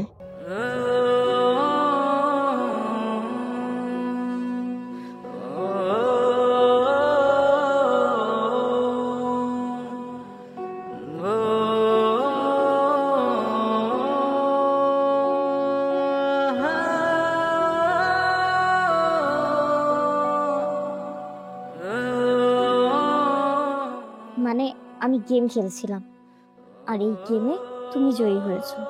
আমি যা কিছু করেছি এখন পর্যন্ত সবকিছু প্ল্যান করে করেছিলাম। আমি দেখতে চাচ্ছিলাম যে কে আমাকে বেশি ভালোবাসে। ও তো আমাকে একটুও ভালোবাসে না। যখনই দেখলো আমার মুখের এই অবস্থা, আমি ওর জন্য কোনো টাকা পয়সা সম্পত্তি কিচ্ছু আনতে পারিনি, আমাকে ফেলে রেখে চলে গেছে। আর তোমাকে দেখো, তুমি সবকিছু জানার পরও আমাকে এভাবেই মেনে নিয়েছো, আমার মুখটা ঠিক করতে চেয়েছো। তুমি আমাকে মাফ করে দাও। আমি কোটিপতি বাবার অহংকারী মেয়ে ছিলাম। অহংকার করে আমি আমার নিজের জীবনটাকে নষ্ট করে ফেলেছি। তুমি কি আমাকে একটা সুযোগ দিবে না?